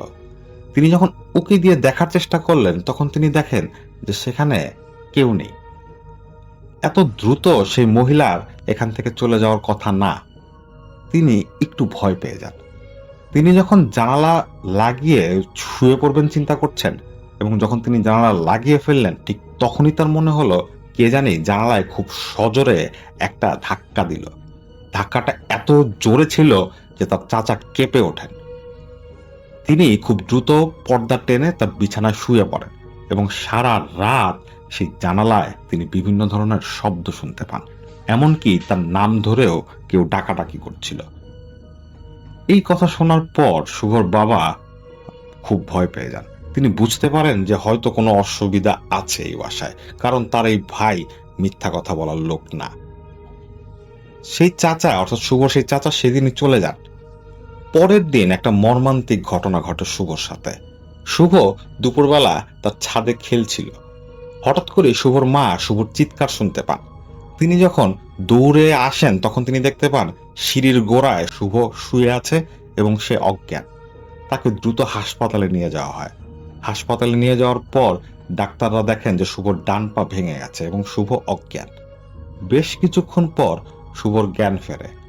জ্ঞান ফেরার পর শুভর মা যখন শুভকে জিজ্ঞেস করেন যে কি হয়েছিল, তখন শুভ বলে যে কেউ তাকে সিঁড়িঘরে ধাক্কা দিয়ে ফেলে দিয়েছে।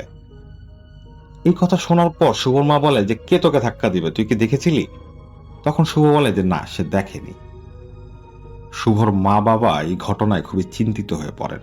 শুভর বাবাও খুব নড়েচড়ে বসেন। তিনি বুঝতে পারেন যে এই বাসায় কোনো অলৌকিক সমস্যা আছে। তিনি একজন হুজুরকে নিয়ে আসেন। সেই হুজুর সেই বাসায় আসার পর কিছুক্ষণ ঘুরে ফিরে কিছু সূরা পড়লেন এবং তিনি চলে যাওয়ার আগে শুভদের একটা পানি পড়া দিয়ে যান এবং বলেন যে প্রতিদিন এই পানি থেকে কিছু পানি তারা যাতে খায়, একটা নির্দিষ্ট সময় বেঁধে দিয়ে যায়, সেই সময় যাতে তারা এই পানি খায়। শুভর বাবা মনে করেছিলেন যে তিনি হয়তো এই সমস্যার সমাধান করতে পেরেছেন, কিন্তু সমস্যার সমাধান তখনও হয়নি। এরপরে যে ঘটনাটি ঘটে সেই ঘটনাটির প্রত্যক্ষ সাক্ষী শুভর বাবা নিজেই। একদিন রাতের বেলা শুভর বাবা যখন অফিস থেকে বাসায় ফিরছিলেন এবং তিনি যখন তার বাড়ির ঠিক সামনে, তখন তিনি দেখতে পান তার বাড়ির ছাদের রেলিংয়ে কেউ একজন পা ঝুলিয়ে বসে আছে। এই দৃশ্যটা দেখার পর প্রথমে তো তার চোখে বিশ্বাস হয়নি যে তিনি কি আসলে কিছু দেখছেন। তারপর তিনি অনেকক্ষণ সেখানে দাঁড়িয়ে ভালোভাবে দেখার চেষ্টা করেন যে কে। তিনি দেখতে পান যে অবয়বটা ছাদের উপর বসে আছে সে একজন মেয়ে, কারণ বাতাসে তার চুলগুলো উঠছে। তার হঠাৎ মনে হয় এটা তার স্ত্রী। তিনি বুঝতে পারেন না যে তার স্ত্রী কেন এই রাতের বেলা ছাদে উঠে ছাদের এই রেলিং এ পা ঝুলিয়ে বসে থাকবে। তিনি একটু অবাক হয়ে নিচ থেকে তার স্ত্রীকে ডাকতে থাকেন। তার চিৎকারে শুভর মা বাসা থেকে বেরিয়ে আসেন। শুভর মাকে যখন শুভর বাবা তার সামনাসামনি দেখে তখন শুভর বাবা আঁতকে ওঠে। তিনি শুভর মার দিকে তাকিয়ে বলেন যে তুমি এখানে, তাহলে উপরে কে? তখন শুভর মা এবং শুভর বাবা একসাথে ছাদের দিকে তাকান। তারা তাকিয়ে দেখতে পান সেখানে কেউ নেই। শুভর বাবা এই ঘটনায় খুব বড় একটা ধাক্কা খান। তিনি তার সারা জীবনে এই ধরনের ঘটনার সম্মুখীন হননি, কিন্তু আজকে তিনি নিজের চোখে একটা অস্বাভাবিক ঘটনা দেখলেন। শুভর মাও বুঝতে পারেন যে তার হাজবেন্ড খুবই ভয় পেয়েছেন। তিনি তার হাজবেন্ডকে বাসায় নিয়ে আসেন। সেদিন রাতের মতো তারা খাওয়া দাওয়া করে ঘুমিয়ে পড়েন। রাতের বেলা হঠাৎ করেই শুভর মার ঘুম ভেঙে যায়। তার ঘুম ভেঙে যায় একটা অদ্ভুত অনুভূতির কারণে। কারণটা হচ্ছে তার মনে হচ্ছে তার মুখের উপর টপ টপ করে পানি পড়ছে। তিনি যখন চোখ খুলে তাকান ঠিক তখনই তিনি দেখতে পান ঠিক তার মুখের উপর একটা বৃদ্ধা মহিলার মুখ। সেই মহিলা হা করা এবং যার মুখটা দেখতে খুবই ভয়ানক। সেই মহিলার কপালে 3টা লাল দাগ আড়াআড়ি ভাবে দেওয়া এবং তার মাঝখানে একটা টিপ, এবং সেই মহিলার মুখ থেকে লালা গড়িয়ে গড়িয়ে শুভর মার মুখে পড়ছে। এটা দেখে শুভর মা একটা চিৎকার দেন এবং চিৎকার দিয়ে জ্ঞান হারিয়ে ফেলেন। শুভর মায়ের যখন জ্ঞান ফেরে তখন তিনি হাসপাতালে। শুভর বাবা শুভর মাকে জিজ্ঞেস করেন যে কি হয়েছিল। তখন শুভর মা এই ঘটনাটি বলেন।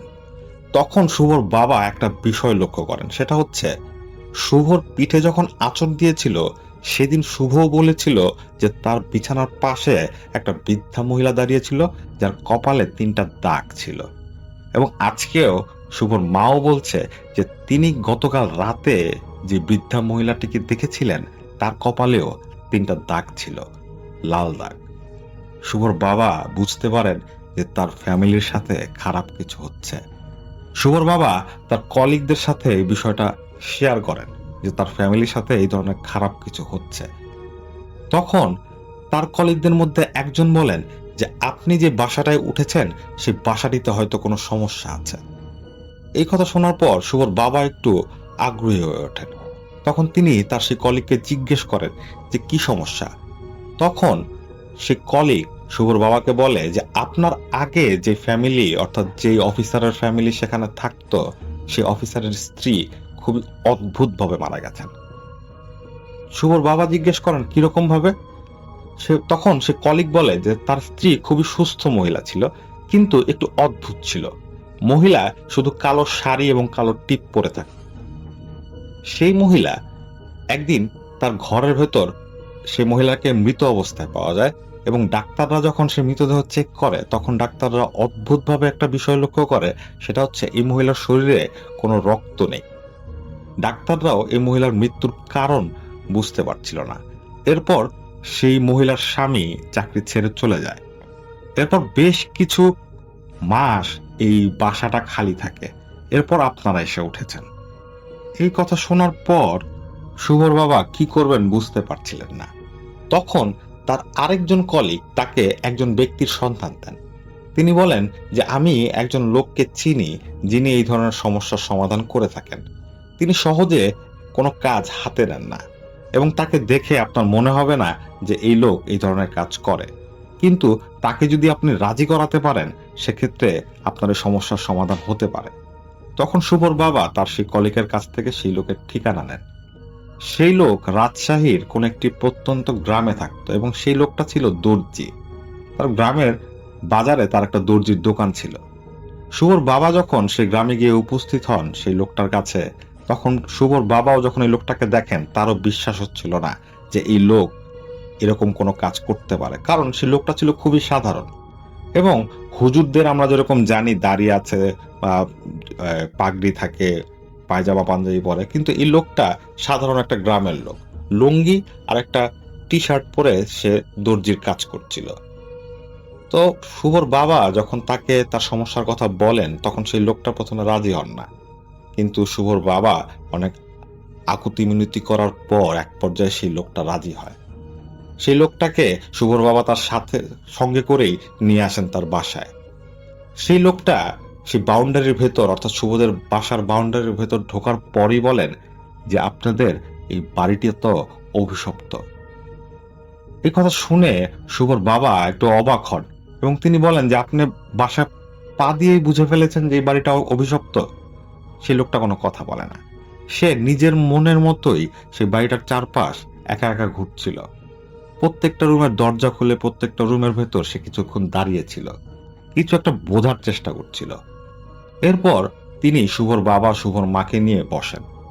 তিনি বলেন যে আপনাদের এই বাসায় আগে কালো জাদুর চর্চা হতো, খুব খারাপ কালো জাদুর চর্চা হতো এই বাসায়, এবং সেই চর্চার কারণে আপনাদের বাড়ির আশেপাশে একটা খারাপ এন্টিটি বসবাস শুরু করেছে। সেই খারাপ এন্টিটি এই জায়গা ছেড়ে সহজে যাবে না এবং সে এই জায়গায় কাউকে থাকতেও দেবে না। এই জন্য সেই এন্টিটিটা আপনাদের এই সমস্যাগুলো করছে। তখন শুভর বাবা বলেন যে আমি তো এই মুহূর্তে এই বাসাটা ছেড়ে চলে যেতে পারছি না, আমার তো কিছুদিন সময় লাগবে। তখন সেই লোকটা শুভর বাবাকে বলে যে আপনি 4-5 দিনের সময় নিতে পারেন, আমি হয়তো এই 4-5 দিন এই ব্যাপারটা ঠেকিয়ে রাখতে পারবো, কিন্তু আপনি আমাকে খবর দিতে দেরি করে ফেলেছেন। আপনি যদি আমাকে আর একটু আগে নিয়ে আসতেন তাহলে হয়তো আমি এনটিটিটাকে তাড়াবার চেষ্টা করতে পারতাম, কিন্তু এই এনটিটিটা আপনার ফ্যামিলির উপর ভালোভাবেই কবজা করে ফেলেছে। তাই আপনি অতি দ্রুত এই বাসাটা ত্যাগ করার ব্যবস্থা করুন। আমি কিছু রিচুয়াল করে দিয়ে যাচ্ছি যাতে 4 থেকে 5 দিন, হয়তো তার থেকেও কম সময় আমি আপনাদের বাঁচিয়ে রাখতে পারবো। এরপর সেই লোকটা সে বাড়ির চারপাশে বিভিন্ন সূরা পরে 4টা গজাল পুঁতে ফেলেন এবং বলেন যে আমি এই বাসাটা আপাতত বন্ধ করে দিয়েছি। সেই লোকটা যখন বিভিন্ন রিচুয়াল করছিল তখন হঠাৎ করেই শুভরা লক্ষ্য করে যে আশেপাশের পরিবেশটা কেমন জানি থমথমে হয়ে যায় এবং একটা নির্দিষ্ট গাছ খুব জোরে জোরে নড়াচড়া করছিল, যেটা দেখে সবাই ভয় পেয়ে যায়। হুজুরও অর্থাৎ সেই লোকটাও কিছুক্ষণ দাঁড়িয়েছিল সেই জায়গায়। এরপর তিনি আবার তার কাজে মন দেন। এরপর সেই লোকটা চলে যাওয়ার আগে শুভর বাবাকে বলে দিয়ে যান যে আপনারা খুব দ্রুত এই বাসাটা ত্যাগ করুন, কারণ আমি যে কাজটা করে দিয়েছি আমি নিজেও জানি না এটা কতক্ষণ পর্যন্ত আপনাদের সুরক্ষা দিতে পারবে। তাই আপনারা যদি পারেন আগামীকালই এই বাসাটা ত্যাগ করুন। তখন শুভর বাবা আর কিছু চিন্তা করেন না, তিনি সাথে সাথে তার ফ্যামিলি নিয়ে পরদিনই তার এই বাসাটা ছেড়ে দেন। এই বাসাটা ছেড়ে দেওয়ার পর শুভর মা প্রায় খারাপ স্বপ্ন দেখত, কিন্তু তাদের সাথে আর কোনো খারাপ ঘটনা ঘটতো না। শুধু শুভর মাই সেই বুড়িটিকে প্রায় স্বপ্নে দেখত। এরপর আর কোনো সমস্যা আসলে শুভদের সাথে হয়নি। এরপর শুভরা রাজশাহীতে বেশ কিছুদিন ছিল। তাদের থাকা অবস্থায় তারা শুনতে পায় সেই বাড়িতে আর একটা ফ্যামিলি এসে উঠেছে। তখন শুভর বাবা চিন্তা করে তিনি সেই ফ্যামিলিটিকে বলবেন, কিন্তু শুভর মা শুভর বাবাকে সেই ফ্যামিলিটিকে এইসব ঘটনা বলতে মানা করেন, কারণ হয়তো মানুষজন ব্যাপারটা কোনভাবে নিবে তারা ঠিক জানেন না। কিন্তু তারাও অবাক হয়ে লক্ষ্য করেন সেই ফ্যামিলিও সেই বাসায় 1 মাসের বেশি থাকতে পারেনি এবং সেই বাসাটা এখন খালি আছে।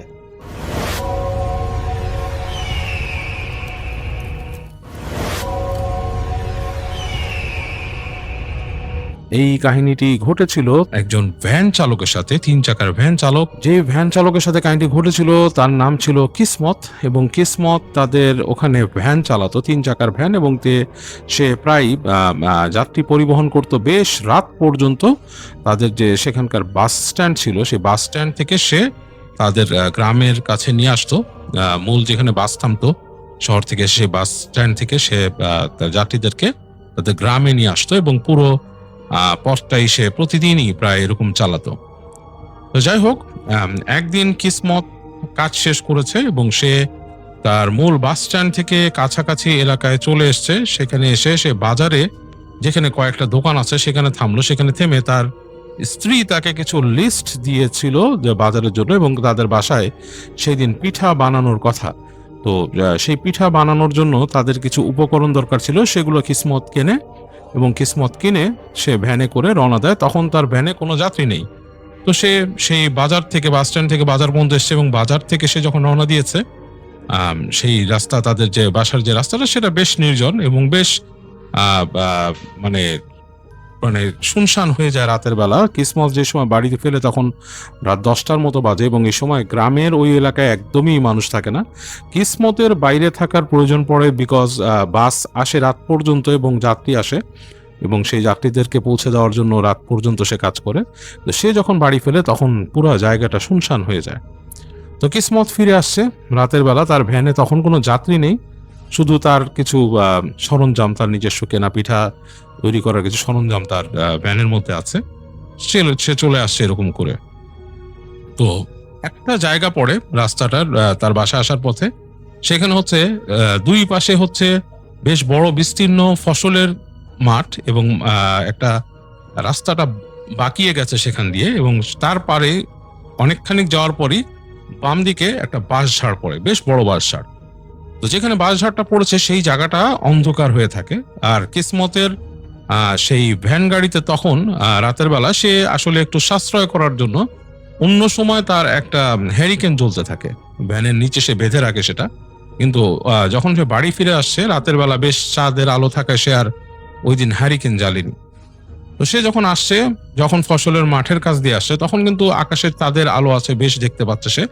দূরে বাঁশঝাড়ের কাছে এসে দেখছে যে জায়গাটা অন্ধকার হয়ে গেছে। তো সে একটু সাবধানে চালায়, কারণ রাস্তা তার মুখস্থ, কিন্তু তারপরও ভুল হয়ে যেতে কিছু না, যদি অন্ধকার হয় হঠাৎ করে কোনো কিছুর সাথে বাড়ি লেগে যেতে পারে। তাছাড়াও মানুষ অনেকে অনেক কিছু বলে। কিসমত একটু এই ব্যাপারটা সে মনে করছিল যে আসলেও তার একটু অস্বস্তি লাগছিল, কারণ পুরো ধুধু প্রান্তরে বেশ বেশ অনেক দূর পর্যন্ত কোনো মানুষজন কিচ্ছু দেখা নেই, শুধু রাতের নিস্তব্ধতা এবং রাতের নিশুতি ডাক, যেমন ঝিঝি পোকার ডাক আছে এরকম।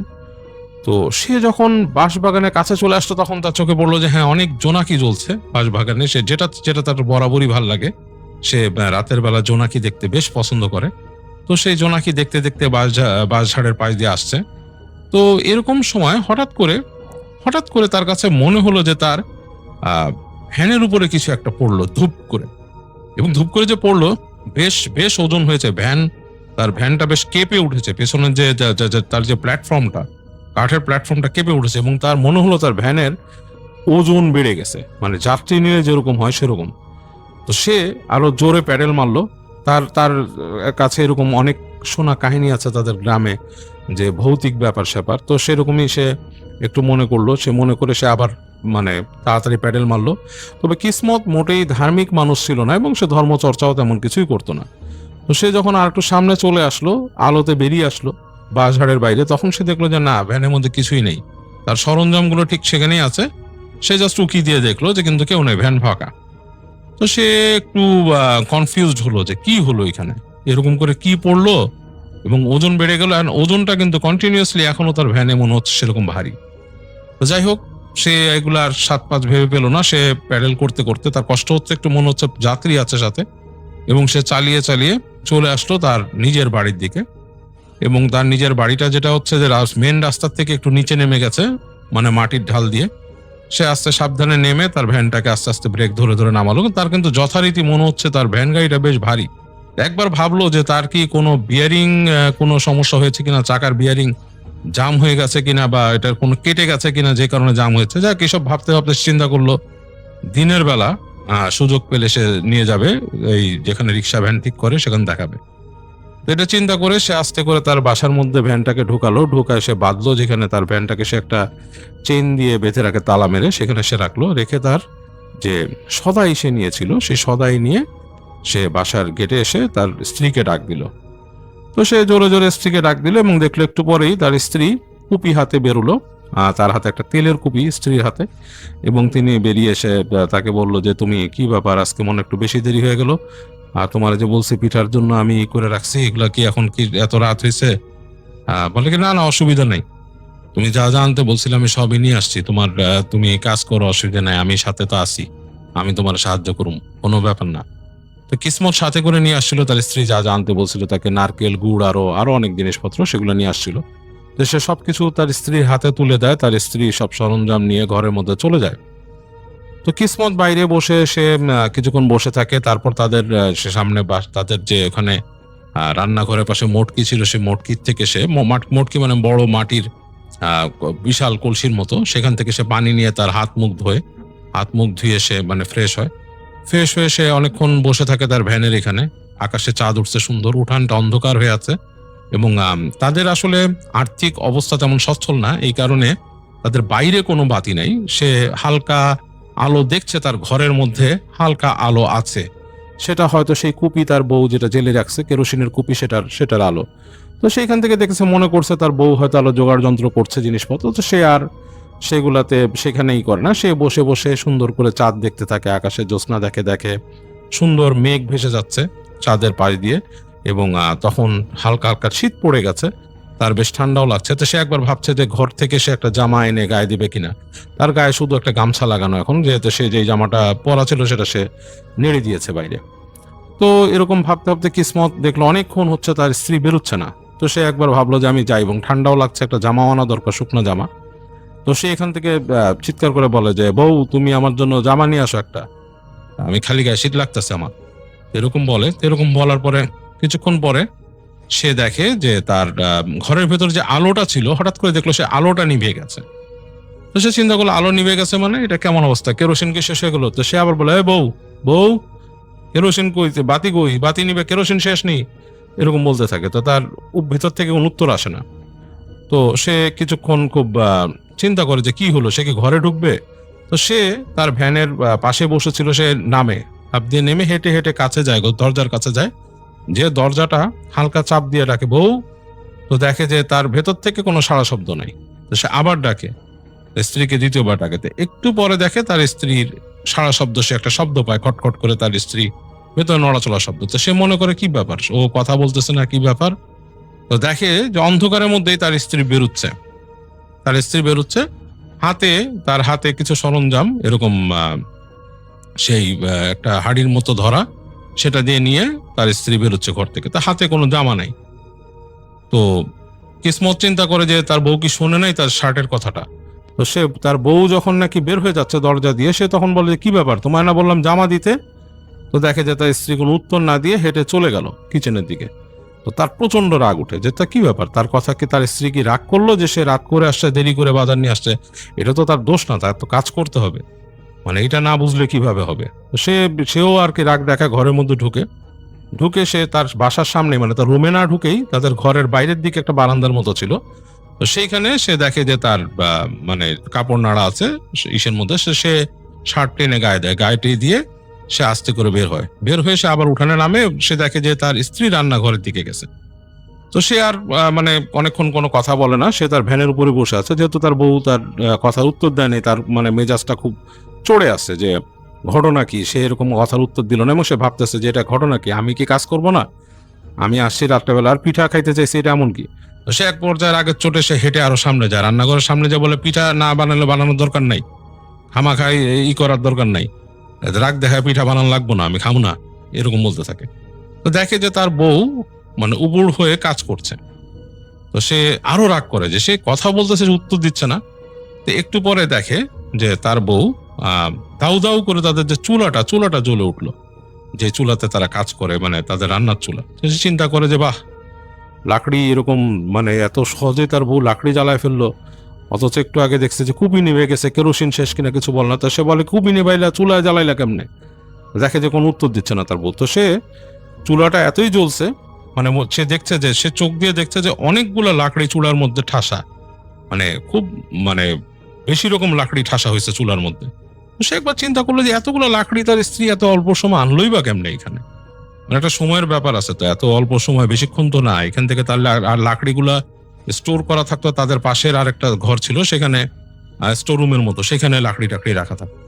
তো দেখে বেশ লাকড়ি ঠাসা, এবং সে চুলা দাউ দাউ করে তুলতেছে। এত চুলার আঁচও আবার তাদের দরকার নাই পিঠা বানানোর জন্য, এটাও সে জানে। তো সে একটু অস্বস্তিতে পড়লো, বউ কথা বলে না, আবার চুলার এত আঁচ জ্বলতেছে, এটা কেমন কথা?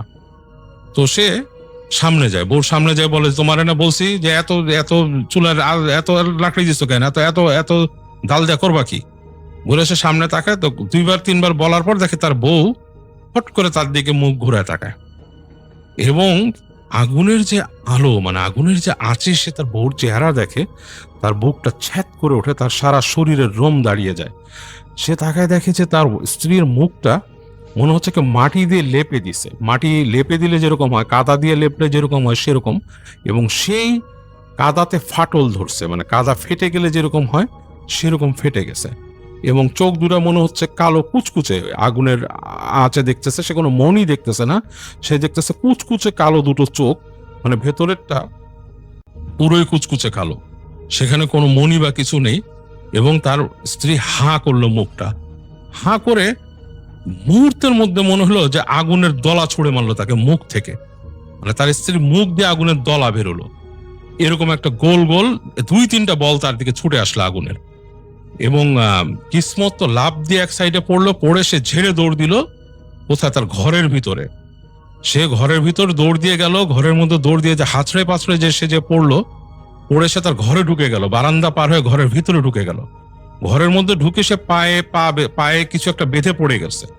পড়ে যে সে উঠে কোনো মতো ঠাউরে এদিক ওদিক হাতাচ্ছে, যে দেখে যে তার একটা শরীরের মধ্যে হাত পড়ছে এবং সে ধরেই বুঝতে পারলো এটা তার স্ত্রীর শরীর। সে হাত ধরে বুঝতে পারলো, সে তাড়াতাড়ি বউ বউ বলে ডাক দিল এবং দেখে যে তার বউ অচেতন অবস্থায় যা শব্দ করতেছে, যে সে অচেতন, হয়তো তার হুঁশ ফিরবে। তো সে আর কিছু না বুঝে হাঁচড়ে পাঁচড়ে সে তার খাটের নিচে হাত দিল, কারণ কিসমতের খাটের নিচে সবসময় একটা বড় দাও থাকতো। এই দাটা হচ্ছে রাখতো সে তার সেফটি হিসাবে, কারণ তার বাড়িতে সে যেহেতু এত দূরে থাকে, মানে মূলত একটু গ্রামে, রাতের বেলা অন্ধকার হয়ে যায় এবং রাস্তাঘাট, তার বাসাটাও একটু দূরে, যে দাটাকে সেফটি হিসাবে রাখতো ডাকাত পড়লে। সে দাটা পায়, দাটা নিয়ে সে আর কোনো কথা না বলে এক টান দিয়ে সে দা নিয়ে, কিসমত বেশ সাহসী ছিল, রাতের বেলা ভ্যান চালাতো এরকম মানুষ, সে দাটা নিয়ে দৌড় দিয়ে বের হয়ে আসে ঘরের বাইরে। এবং ঘরের বাইরে বের হয়ে আসে দেখে চুলার সামনে তার স্ত্রীর মতো যেই জিনিসটা সেটা দাঁড়ায় আছে, এটা তার স্ত্রী না। সে তো বুঝতেই পারছে স্ত্রীকে ঘরের মধ্যে সে দেখে আসছে, দেখে যে দাঁড়ায় আছে চুলার সামনে এবং তার হাইটটা মনে হচ্ছে যে একটা মানুষের থেকে বেশ লম্বা, আর মানুষের থেকে হাত খানেক লম্বা হবে, এবং চুলগুলা ঝুলে পড়ছে এবং সেই আগুন যে জ্বলতেছে, প্রচন্ড আগুন, সেটা তার গায়ের মধ্যে টাচ করতেছে কিন্তু সে পুড়তেছে না, এবং চুলাটা দাও দাও করে জ্বলতেছে।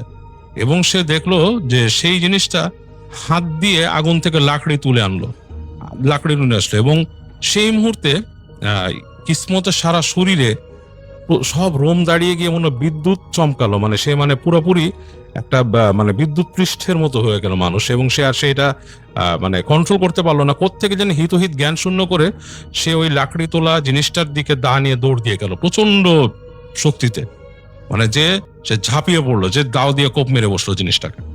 এবং তারপরে আসলে কিসমতের আর কিছু মনে ছিল না। কিসমত ওখানে কিসমত এবং কিসমতকে পাওয়া যায় তাদের বাড়িতে পরদিন, সে অজ্ঞান অচেতন। তার স্ত্রীকে পাওয়া যায়, তার স্ত্রীর হুঁশ আছে কিন্তু প্রচন্ড জ্বর, আর কিসমতের জ্বর ছিল না, কিসমত অচেতন ছিল।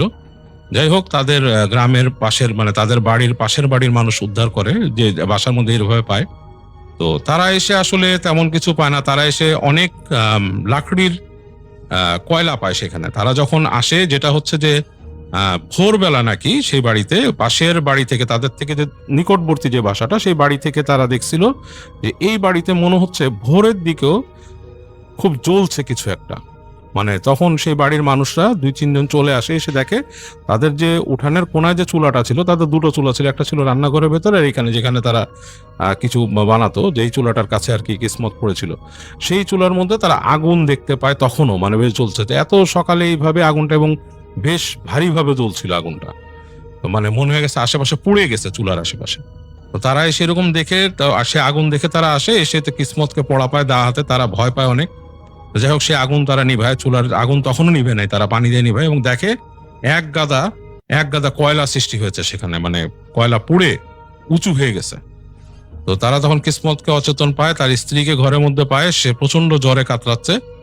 দুজনকেই তারা উদ্ধার করে, এবং পরবর্তীতে আস্তে ধীরে চিকিৎসার মাধ্যমে তারা দুজনই ঠিক হয়। কিসমত অনেকদিন কাজকর্ম কিছু করতে পারেনি, তার অবস্থাও খারাপ হয়ে গেছিল। তাকে তাদের প্রতিবেশীরা সাপোর্ট করে কিছুদিন তাদেরকে রাখছিল। আস্তে আস্তে পরবর্তীতে কিসমত সুস্থ। কিন্তু কিসমত কিন্তু রাতের বেলা নাকি আর কখনোই এরকম ভ্যান চালাতে পারেনি, সে আর ভ্যান চালানো তার পক্ষে সম্ভব হয়নি। তো গ্রামের যারা মুরব্বী আছে, মানে যারা এই জিনিসগুলো আসলে ধর্মীয় ব্যাপার স্যাপার নিয়ে কথা বলেন, যারা নাকি ধর্মীয় ব্যাপারে জ্ঞান রাখেন, তারা অনেকে বলছে যে হয়তো রাতের বেলা তাকে কোনো জিন ধরছিল। সে হয়তো যখন পিঠার সরঞ্জাম কিনে ফেরত আসছিল বাসায়, সেই সময় তাকে ফলো করে আসে। কারণ কিসমতের মুখে তারা শুনছে যে সেই বাঁশবাগানে নিজে আসার সময় তার ভ্যানের মধ্যে ধূপ করে সাউন্ড হয়েছিল। তো এইটা শুনে তারা মোটামুটি তারা বলে যে তোমার সাথে কোনো জিন চলে আসছিল এবং তোমার বাসায় সেই কাণ্ডগুলো করছে। তো যাই হোক, এই ছিল হচ্ছে কিসমতের কাহিনী। আসসালামু আলাইকুম প্রিয় লিসেনার্স, আশা করছি আপনারা সবাই ভালো আছেন। প্রিয় লিসেনার্স, আমাদের আজকের এই এপিসোডটির মাধ্যমে আমি আপনাদেরকে বেশ কয়েকটি ভয়ানক ঘটনা শোনানোর চেষ্টা করেছি। তো প্রিয় লিসেনার্স, এই ঘটনাগুলো আপনাদের কাছে কেমন লাগলো অবশ্যই কিন্তু আপনাদের একটি মতামত জানিয়ে যাবেন। কোন ঘটনাটি, কত মিনিটের ঘটনাটি, কোন কাহিনী রিলেটেড ঘটনাটি আপনার কাছে সব থেকে বেশি ভয়ানক লেগেছে, ভালো লেগেছে, সেটা কিন্তু জানাতে ভুলবেন না। আর এরকম ভয়ানক ঘটনাগুলো পাওয়ার জন্য অবশ্যই আমাদের চ্যানেলটি সাবস্ক্রাইব করবেন, পাশে আসা বেল আইকন বাটনটি অন করে রাখবেন। তাহলে খুব সহজেই আপনারা বাছাই করা সেরা ভয়ানক ঘটনাগুলো পেয়ে যাবেন আপনাদের নোটিফিকেশনে, এবং এক ক্লিকের মাধ্যমে আপনি শুনতে পারবেন আমাদের বাছাই করা সেরা ভয়ানক ঘটনাগুলো।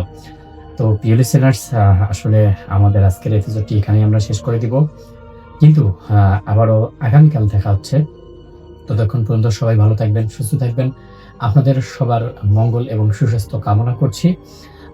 আমি আপনাদের সবার জন্য দোয়া করি এবং আপনাদের কাছে দোয়া চেয়ে আজকের মতো বিদায় নিচ্ছি, কিন্তু আগামীকাল ইনশাআল্লাহ দেখা হবে। ততক্ষণ পর্যন্ত সবাই ভালো থাকবেন, সুস্থ থাকবেন। আল্লাহ হাফেজ।